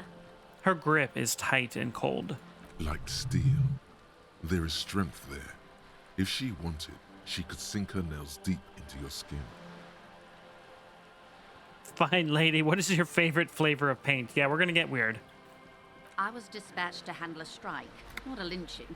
Anything I can do to assist the RCM in this matter, I will, gladly. That is good to hear, madame. My colleague will take the lead on this interview. I should let you know that he is recovering from an unusual medical episode. Very unusual. But I can assure you of his ultimate competency. We're very competent. We're very confident that we're competent. There's a trace of irony in his voice. Mischief, even. This is a tactic. It happens quicker than a shooting star. But did the lieutenant just wink at you? Gasp. How interesting. I wish you a swift recovery. In the meanwhile, you have my full cooperation, and the full cooperation of the Wild Pines group. Does he know the truth about you yet? The truth that I don't remember a single thing? Yes, he does know. You're on a boat. Why, yes I am. She looks at the deck under her feet. Green and white sails flutter overhead. Not a lot of people on boats, are there? Of course there are. We're on an archipelago. How else are you supposed to get around? Wait, we're on an archipelago? Yes, we are. We are on Le Caillou. Technically, the neighboring Ozon and Fas Alamer island groups are archipelagos, while La Caillou, by contrast, is a single fertile landmass, the fourth largest island in the world. It is not an archipelago. Well, I thought Le Caillou was one big island. Okay, if you want to get technical. The point is, we're all on islands here, and sail is still the most expedient way to get from one island to another, especially when you're in a hurry to resolve a strike. Still, I haven't seen anyone else sail a boat around here. I haven't seen anyone else drive a souped-up Capri Kenema motor carriage either. Who needs geography teachers? Just make kids play this game. Yeah, we've skipped through some pretty dry lore today, I gotta say. Also, some oddly racist lore. We're not going to talk about that. Actually, that motor carriage has been specially issued to serve as a patrol and pursuit vehicle. It's for crossing long distances in the greater Ravachol industrial harbor. It's not a toy. It's not a toy. Neither is this. A toy, I mean. It's a machine for crossing long distances in the Bay of Revachol, between the city and the islands. Yeah, there's some weird stuff here in this game for sure. You need to make this lady admit she's only riding around on this boat because she's rich. Yes, I do. Before you do, it would be pertinent to ask other questions. Gather more info on this boat of hers. Does she have a name? The boat? No. It is called Cordelati 19 because that's the type of sloop it is. Okay, but what kind of boat is it? It's a pleasure craft, a 19 pacer. It also happens to be rated for Category 1 racing. Though these days I mainly use it for business. Well, how do you like it? My sloop? I like it a lot. It's the eel's hips, baby. The eel's hips. Is this a slang thing? Is she trying to be cool? I'm enjoying this part of the interview. It has so little to do with the murder we're investigating. It's true. Do you have a license for this boat, miss? Officer, I assure you I'm a highly qualified pleasure craft operator. The crowns of her teeth are porcelain, white as the boat's hull as she smiles. Her nonchalance might be related to something called the Wayfarer Act, a law that says she doesn't need a license. Sly fox, you're not aggressive enough to harass her further on this. Okay, all right. Well, let's talk about the economics of this boat you're on. Oh my, the E word. You mean to say that it's a symbol of conspicuous consumption? That I'm a member of the ruling class? Class war time, baby. Detective, may I remind you that Mrs. Messier is a professional negotiator? He doesn't look like he thinks you'll best her in single combat. Then what does that say? Does it say docking reserved for residents of Rue de Saint-Ghislain, 33A? 33A, this old proletarian haunt here. As I said, plenty of people drive boats of all social strata. All right. Reaction speed. Fire back. Quick. Oh, fail. She takes a sip. It's gonna happen. Okay. Something is about to happen in here. Of course. Nothing happens for quite a while. Wave your hand next to your head. It'll help. It doesn't. Nothing is going to come. No worries. We can just go back to discussing my fast, large, interminably middle-class boat. All right, I think I have a handle on the boat thing. Good. Oh, I'm sad we failed that. I would have liked to have seen how that worked out. All right, tell me about Wild Pines. What do you do? What we do? I'm afraid I don't speak for Wild Pines as a whole. It's a giant undertaking. There was a touch of discomfort there. She wants to merely represent. All right, so what did they do? The Pines' core competency is logistics. Container shipping, freight, that sort of thing. See those airships there, blinking? Those are the shipping side of things. And that is the terminal. Another subdivision deals with energy, oil and gas exploration, offshore platforms. The Wild Pines Group is one of the original Revacholian Indo-tribes. Companies awarded royal monopolies by the king, the suzerain himself, centuries ago. The king is long gone, but several of the Indo-tribes remain. Okay. Who are the other Indo-tribes? We're querying our brain here. Saint-Baptiste, Elysium, an unknown entity known as Brightest Star. That's intriguing. An unknown entity known as Brightest Star. I don't remember learning that in my previous playthrough. Okay, you're in good company, it seems. Why, thank you. She does not register the real meaning of the remark. I query my brain all the time. 50% of the time I get a response. It's true. I think it's more like 40% for me. How much money does Wild Pines have?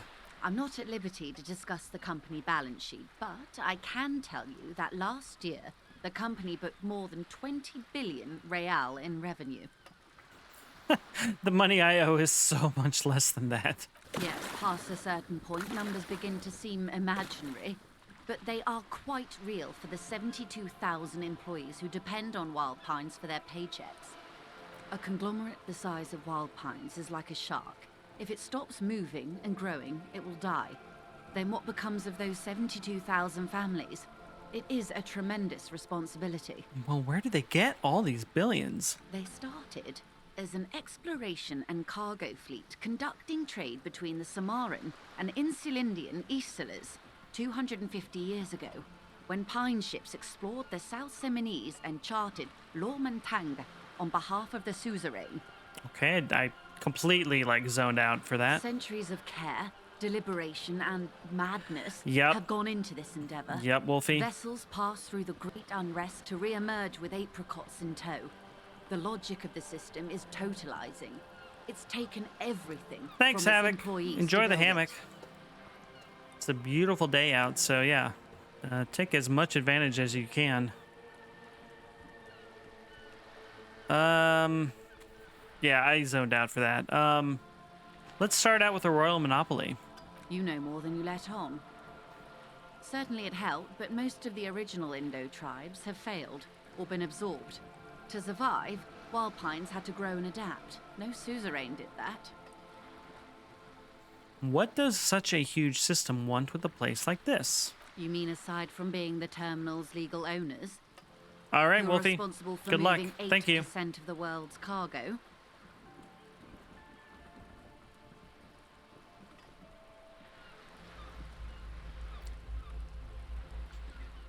The workers are the ones who keep it moving. We built this district. We. There it is. She owns up to it. All the best parts of it. Rue de Saint-Ghislain, with its bastions. The plazas Meteor and Mosaic. Even some of the old street lamps have been put back thanks to the investments from the WP. She points behind you where the seawall rises. Before Martinez was swallowed by the industrial harbour, even before it was part of Revachol, long before Terminal B was erected here, the Pines built it as a resort for its Revacholian employees.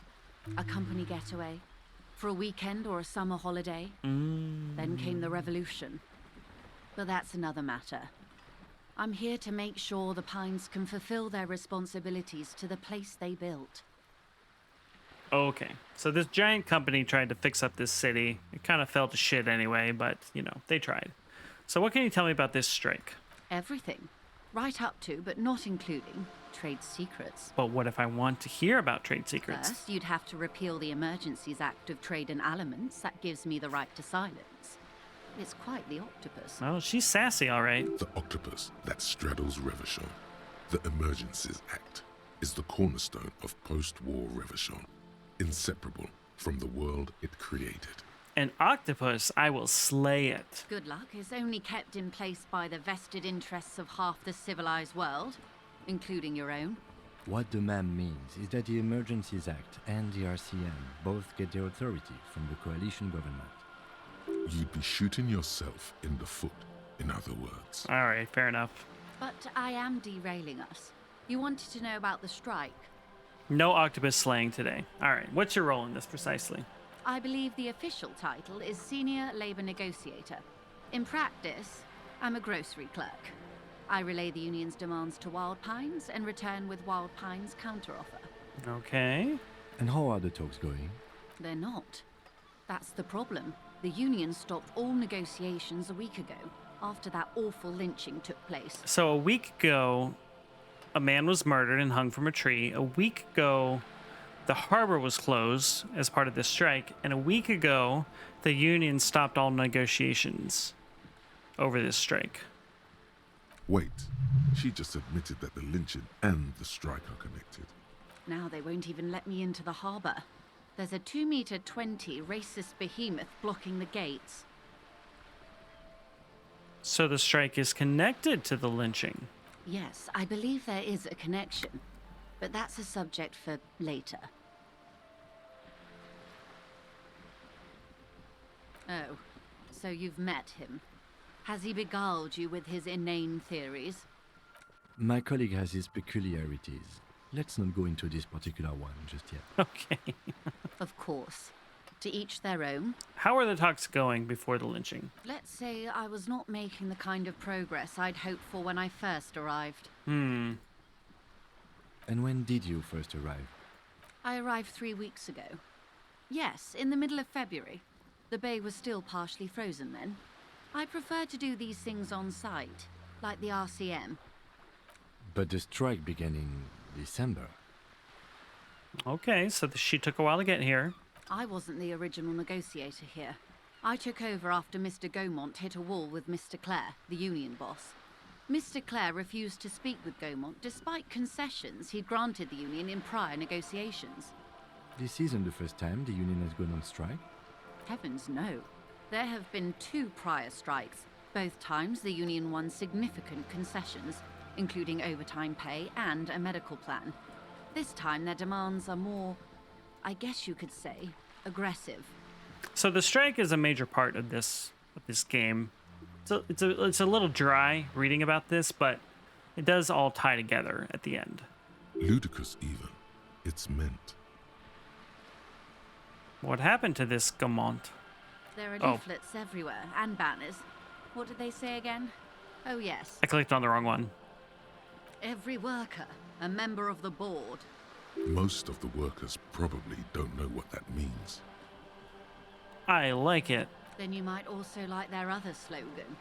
Demand democracy. That's a good one. Personally, I don't think it has the same pizzazzo as every worker, a member of the board. So what do they mean by it? What's the demand? It's quite simple, you see. Every time the Wild Pines group makes a decision about what? About anything really, it needs the signature of each of the 2,200 workers in its Martinez terminal. That would significantly gum up the works, I admit. Just so you understand, this is but one of 22 terminals owned by Wild Pines. Essentially, not only are they kings of the company, they are also kings of the 72,000 employees of Wild Pines Group. That's pretty funny, I have to admit.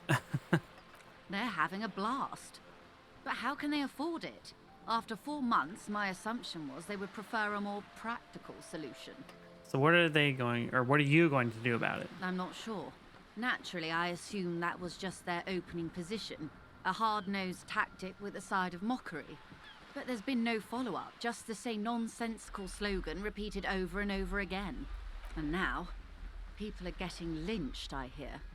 Behind the whirling in rags, a disastrous situation if there ever was one. Excuse me, from whom did you hear about this lynching? Yes, indeed. I first heard it from the boyer at the gates, the one whose very name advertises his aversion to work.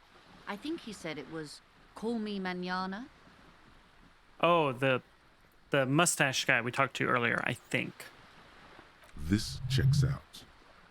So what happened to this Gaumont? Mr. Clare told him to... How did he put it? She pauses to compose herself. Fuck off, midget. Gaumont is short of stature, you see. Not cool. Keep in mind, this is a negotiator Mr. Clare has worked with before, and who was more than fair with him and the union. So did you put the scabs up to this? The scabs? You mean the huddled masses of Jamrog, come to plead for work where the union refuses to? Don't let her answer it herself.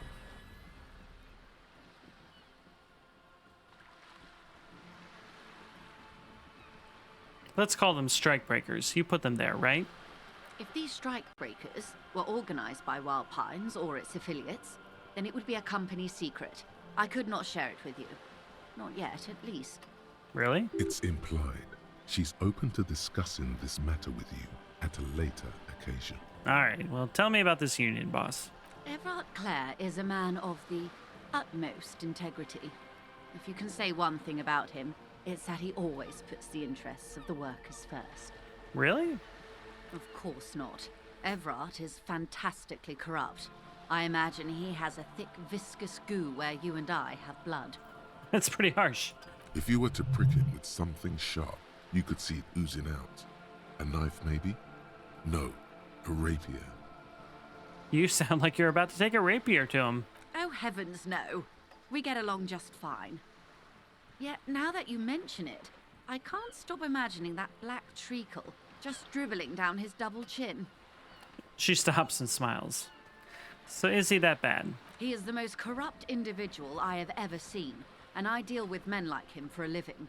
If there is anyone more venal, more irredeemably nepotistic, then it's his twin brother, Edgar. So there are two of them.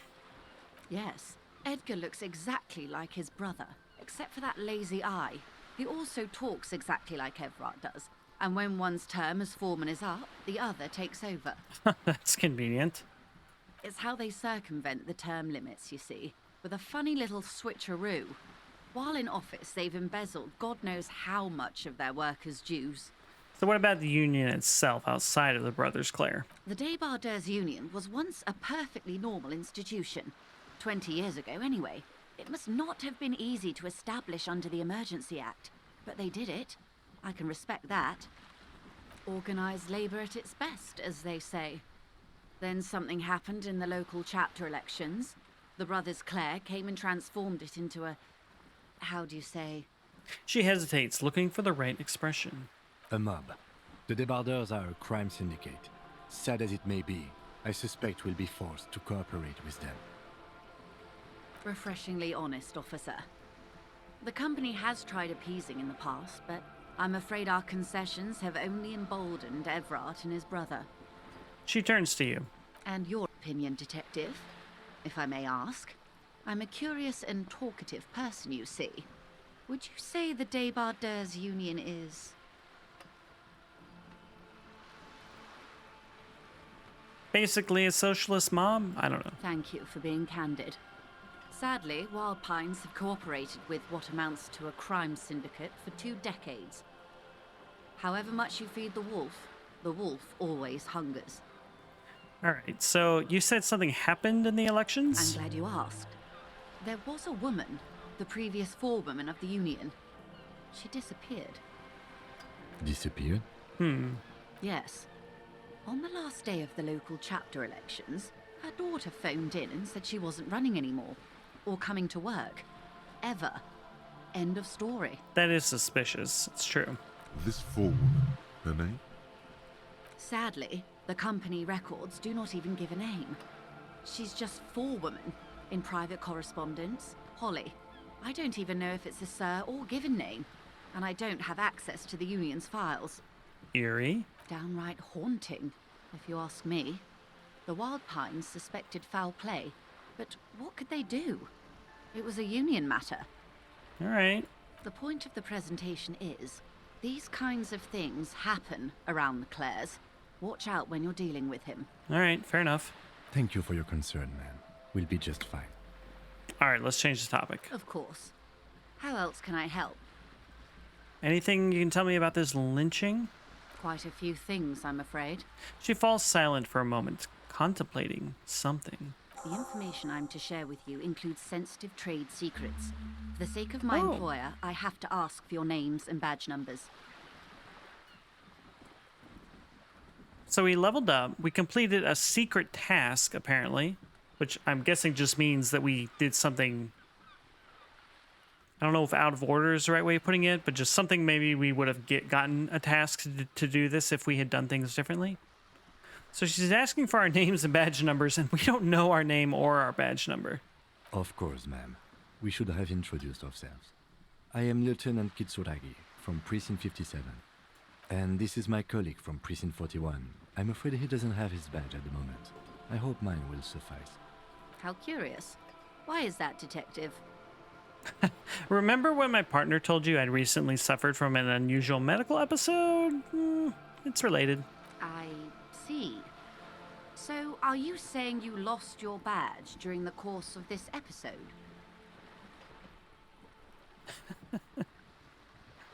Yes. I can't hear you, darling. Speak up, please. I could have eaten it for all I know. I don't remember anything. This world, this city, nothing. Oh dear.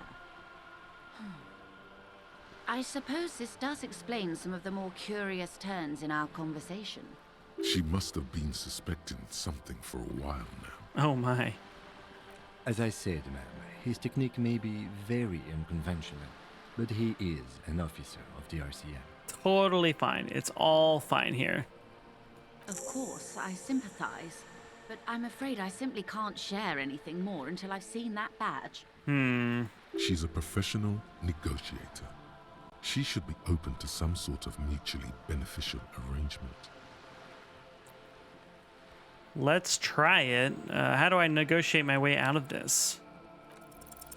Feelings will guide the way.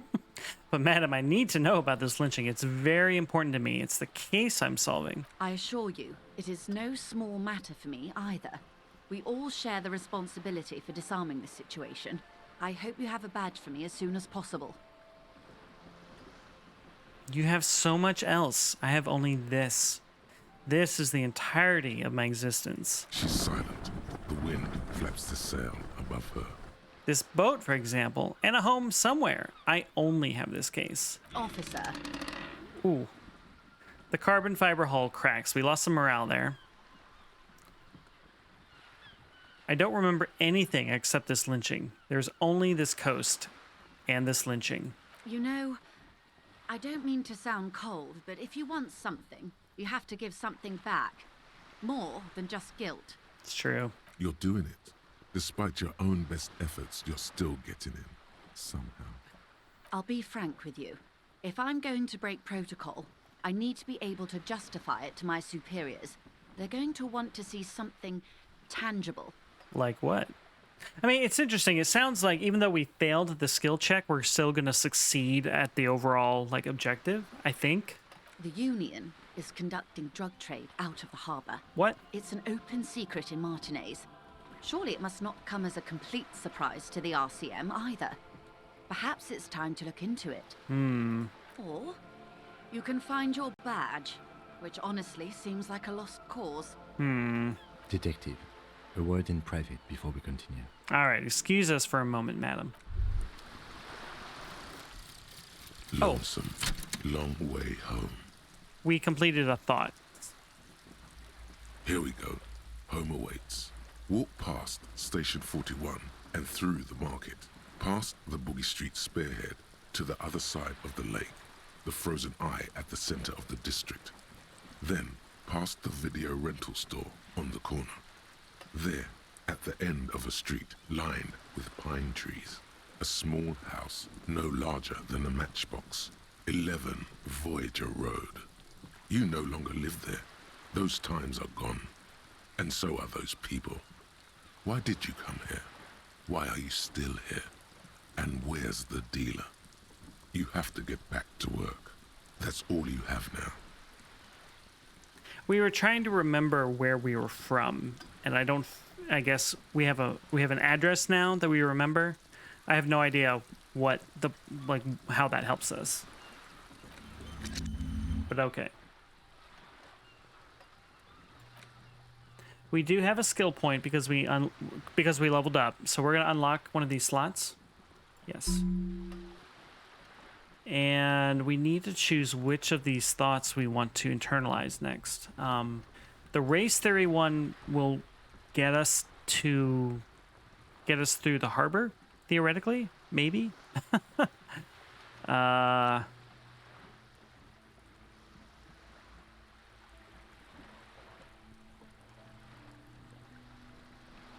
I don't remember why we were getting this one.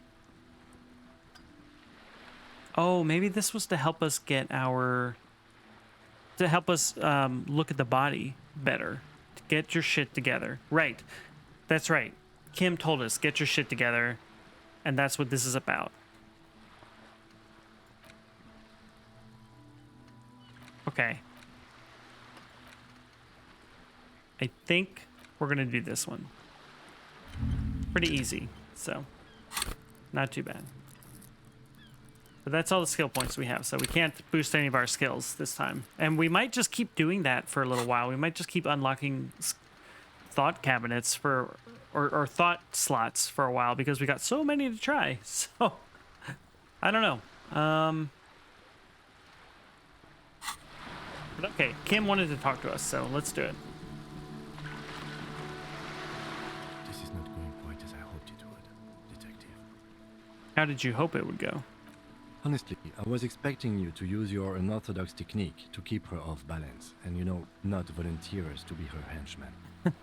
So we're henchmen now. This woman is running circles around us. She might have known about your misplaced badge all along, or she's simply an adept improviser. Either way, we've played straight into her hands. What do you propose? That we don't investigate the drug trafficking? No. If there is reasonable suspicion, we must investigate. Otherwise, she could claim we are siding with the Union, or that we are on their take. We'd never hear the end of it. What I propose is, we ask her, then we investigate, briefly. But do not share the outcome of this investigation with her. We tell her it's done, and demand for her information on the lynching. Maybe we could just find the badge. Oh, that would be fantastic, but do we have the time? The world is large, and your badge is 8 by 6 centimeters. True. The situation might have changed drastically by the time you locate it. Time is of the essence. You could request a new one from the station, but that would literally take months. All right, let's get back to her. You're back. Good. What can I help you with? All right, tell me about this alleged drug trafficking. It's quite straightforward. Someone is using Terminal B to smuggle raw ingredients from the Samar and Isola into Revachol with the Union's blessing. Wild Pines has suspected it for years. Ingredients for what, ma'am? Meth and dextroamphetamine, GBL, and various synthetic psychedelics. Honestly, it might be quicker to say what you can't make from the stuff. So let me get this straight. The materials come from Samara to Revachol through the terminal. Yes. After they clear the terminal, we lose track. The actual production is taking place at various sites in and around Jamrock Quarter, north of here. Wild Pine seems to be well apprised of the local drug trade, ma'am. Do you mean to say the Union also produces the product? Sells drugs, I mean? We're in logistics. It's our business to know. And no. As far as the company knows, the Union does not produce it. They transport the ingredients for a cut. Okay, so she's not accusing the Union of actually making drugs, just transporting the ingredients. Okay, and you want us to investigate? Yes, but you won't get anything out of Evrat and the Dock Workers Union. Still, every chain has its weak link. The handoff. The motor lorries at the roundabout. The lorries. Precisely. Someone needs to move the ingredients from the harbour into the city. Once they reach Jamrock, they're distributed to a network of local manufacturers well beyond our grasp. But in transit, they're vulnerable. And there's a traffic jam of lorries in the city currently. How convenient that they're stranded like beached whales at that roundabout. Indeed. Perhaps you've noticed that a number of lorries are tangled in a traffic jam at the roundabout just now. Interview the drivers who are still hanging about. One of them might be waiting for a crucial shipment. She gives you a knowing look. Her irises are light green, like the river Esperance in bright daylight, upstream where it's clearer. I'll be explicit. If you find this driver, I will share company secrets with you.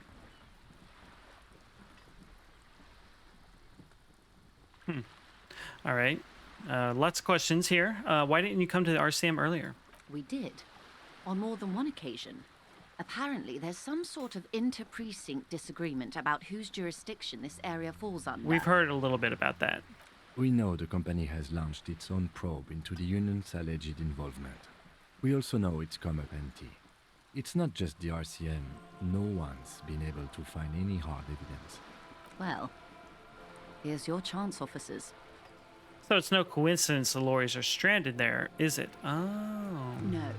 We asked East Motor Track to raise the drawbridge. The road company is a partner of one of our subsidiaries.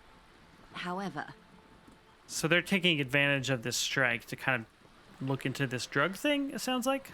This is a limited time opportunity. Once the complaint has been processed by the Trade Committee, they'll have no choice but to lower the drawbridge, and the operation will continue.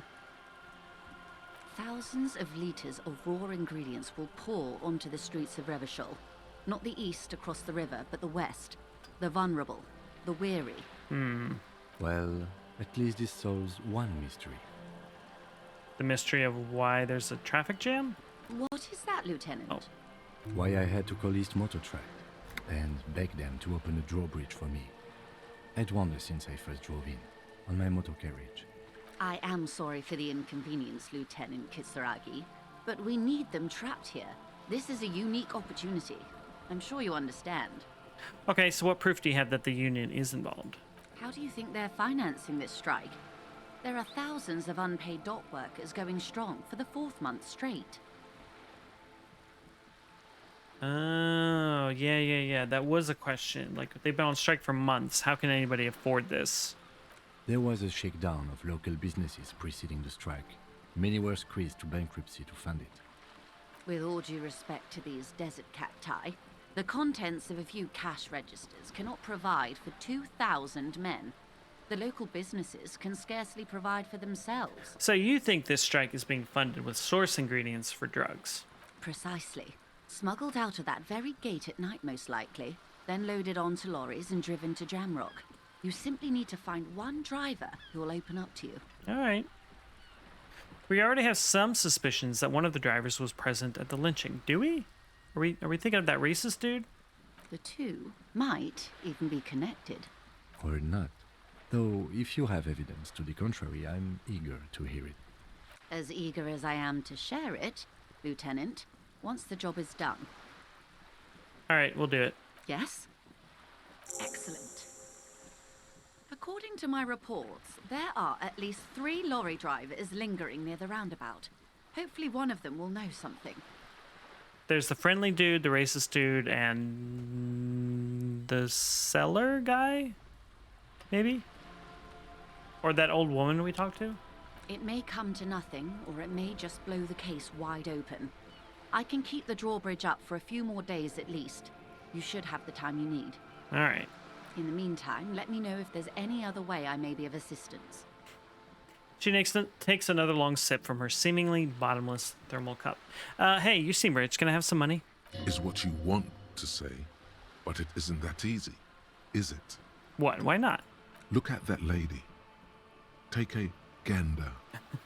Squint your eyes, bub. What lustrous hair. A well-kempt, yet tastefully short bob of dark hair. Despite the first hints of grey, she's elected to keep it au naturel, shaped into a permanent wave. Late 40s style. Yeah, and? Positively statuesque. While dull orange pearls hang from her earlobes, red from the cold. Her light green eyes scan you, full of knowledge and worry. Wealth and all its possibilities. I just want some money. These are the kind eyes of the rich man that seem to say everything is possible. Within reason. So? Now look at you. You misery-clad simian. Barely able to tie your own laces. Your armpits are lakes. A scythe of booze precedes you. Your hair sticks to your forehead and your underwear feels uncomfortable. You're poor. Poor as balls. You can't ask this person for money. You're too... I'm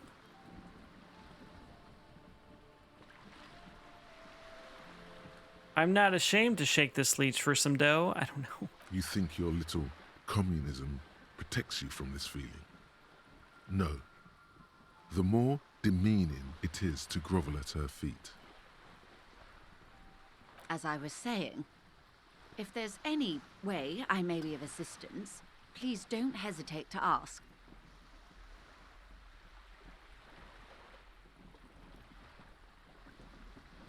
Can I have some money?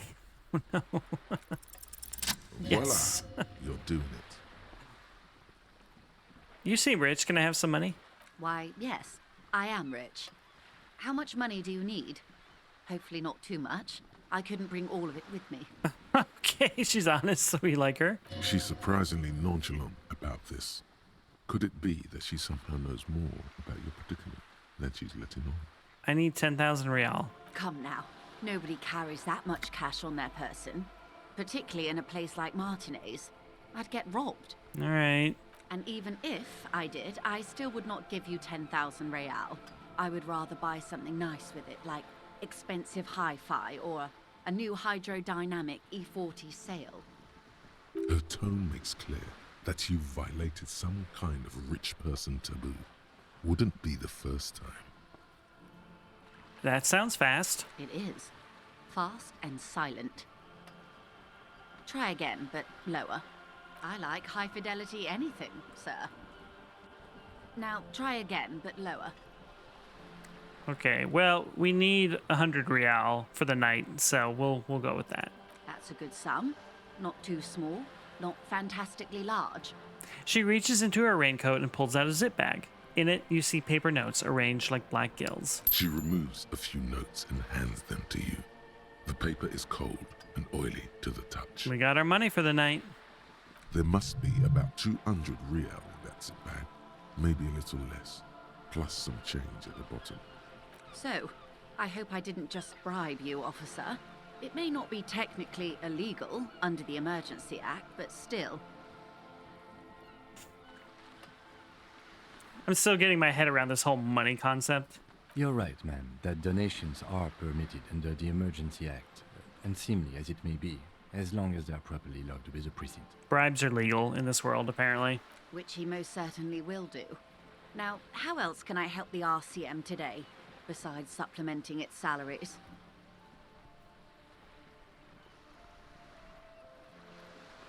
We have a task to learn more about the world.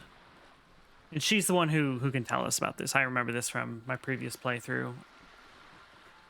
So we might get a big lore dump here. I might just skip through a bunch of it. I'm not sure. But we're going to do that, and then we're going to finish up for today, I think. This reality. She pulls her hood closer around her neck. Yes, reality is your side case. Right. An experimental side case. It's related to that medical episode. I have trouble remembering even the most basic terms of reality. Ah, yes. The episode. Sounds like an acute case of encephalopathy, now that I think of it. She puts down her thermal cup and looks at you. Don't be phased, madame. He functions perfectly well. He only needs a lowdown on all of reality. That's, no big deal. We may be here a while then. No big deal. Ask away, officer. I'll help however I can. All right, we're in. I know these all look good, but begin with the first, okay? Okay. All right, where are we? We're in Martinez, baby. Baby? A casual term of endearment popular among the 50-plus crowd.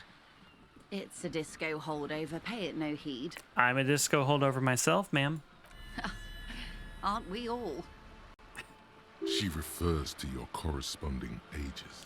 And what is Martinez? Martinez is a district of Revachol. A very small district tucked away near the industrial harbour, north of the 881 and Jamrock. You would be excused for not knowing about it. Unimportant, they say. Forgotten, even. Shelled to smithereens during the Revolution. It has its charms, just not this time of year. Okay, we're gonna get a big lore dump here. Tell me more about Martinez. I'm not a good ambassador. I've only been here once before, as a teenager. Not a lot has changed. There are ruins, a terminal, fishing boats, reeds, boys with boxy shoulders. I love the voice acting. I just keep saying that. I feel like I had something more, or I wish I had something more nuanced or interesting to say about it, but just the voice acting in this game is really, really good. As I told you, Martinez used to be a province, a workers' resort before the city swallowed it and the artillery did its part. Now the reeds are the real star of the show here. The further down the coast, the wilder it gets. All right, what sea is this? It's not really a sea, it's the Bay of Revachol. And the bay feeds into the ocean. Are we near the ocean? Yes. We're on an island in an ocean, the world's largest body of water, the Insulindic. Known to the early Revacholians as Les Immensités Bleues, the blue immensities. Okay. Caillou, as you already know. Imagine a pebble. A smoothed over pebble amidst a great blue sea, misshapen, cracked. The cracks of the River Esperance. We're in the delta of this river, on the 6th branch. The Martinez Distributary. Okay, all right. It is clear this pebble is of enormous value to her and to humanity at large. All right, so what's Revachol? Revachol? Revachol is what you call a city. The great kind. History detective. They built this city to resolve history. Our part in it, at least. Our centuries. Who built this city? The nations of the Occident, or migrant workers from Seminine and Ile Marat, depending on your creed. When was Revachol built? In the DeLorean century. 380 years ago. And why will it resolve history? They say it's where the terrible questions of our time will be answered. The tensions are highest, the fault lines deepest. So this is where the end of the world will happen? Is that what we're saying? By that I mean conflicts. Ideological conflicts. The stuff of men. Why here? We are standing on a fertile, self-sufficient island able to sustain up to 200 million people. In the middle of the Insulindic Ocean, the world's connective tissue. It's where the money is. So we're on the periphery. Basically nobody's. Speak for yourself, officer.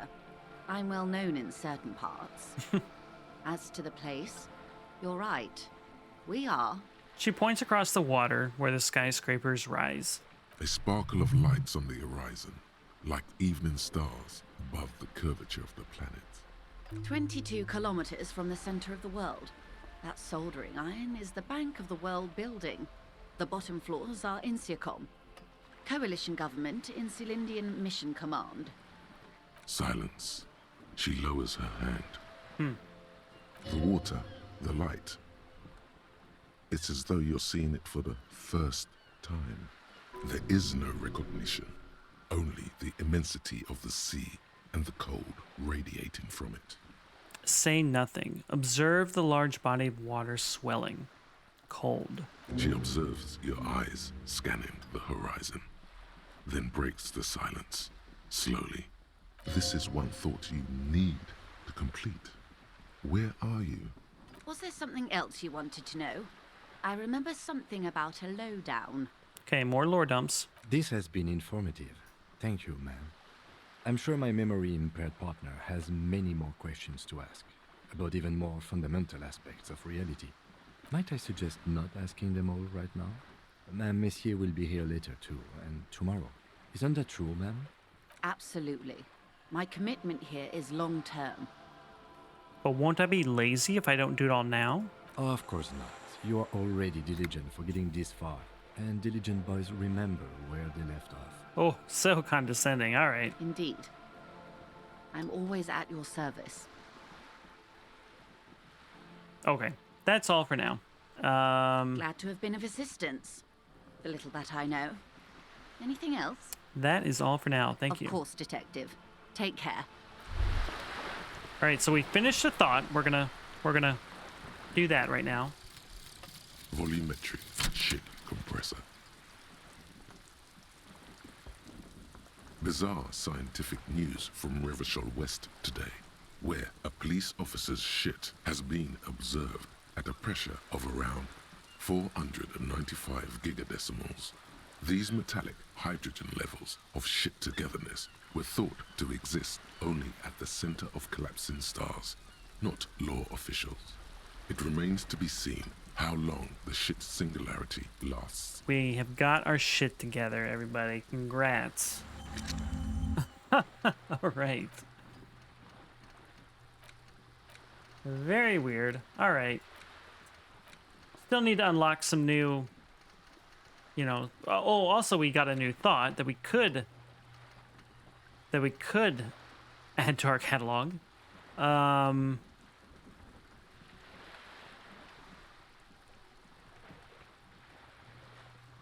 I don't know. This seems like an encyclopedia lore related thought. I don't know. Pretty odd, I gotta say. We got a bit of a reality lowdown.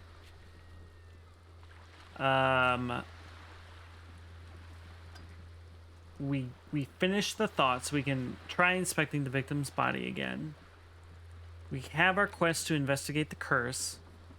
We will try to get info from Joyce on the lynching after we investigate the drugs, I guess. And this is investigate the drugs. Okay. What else do we have here?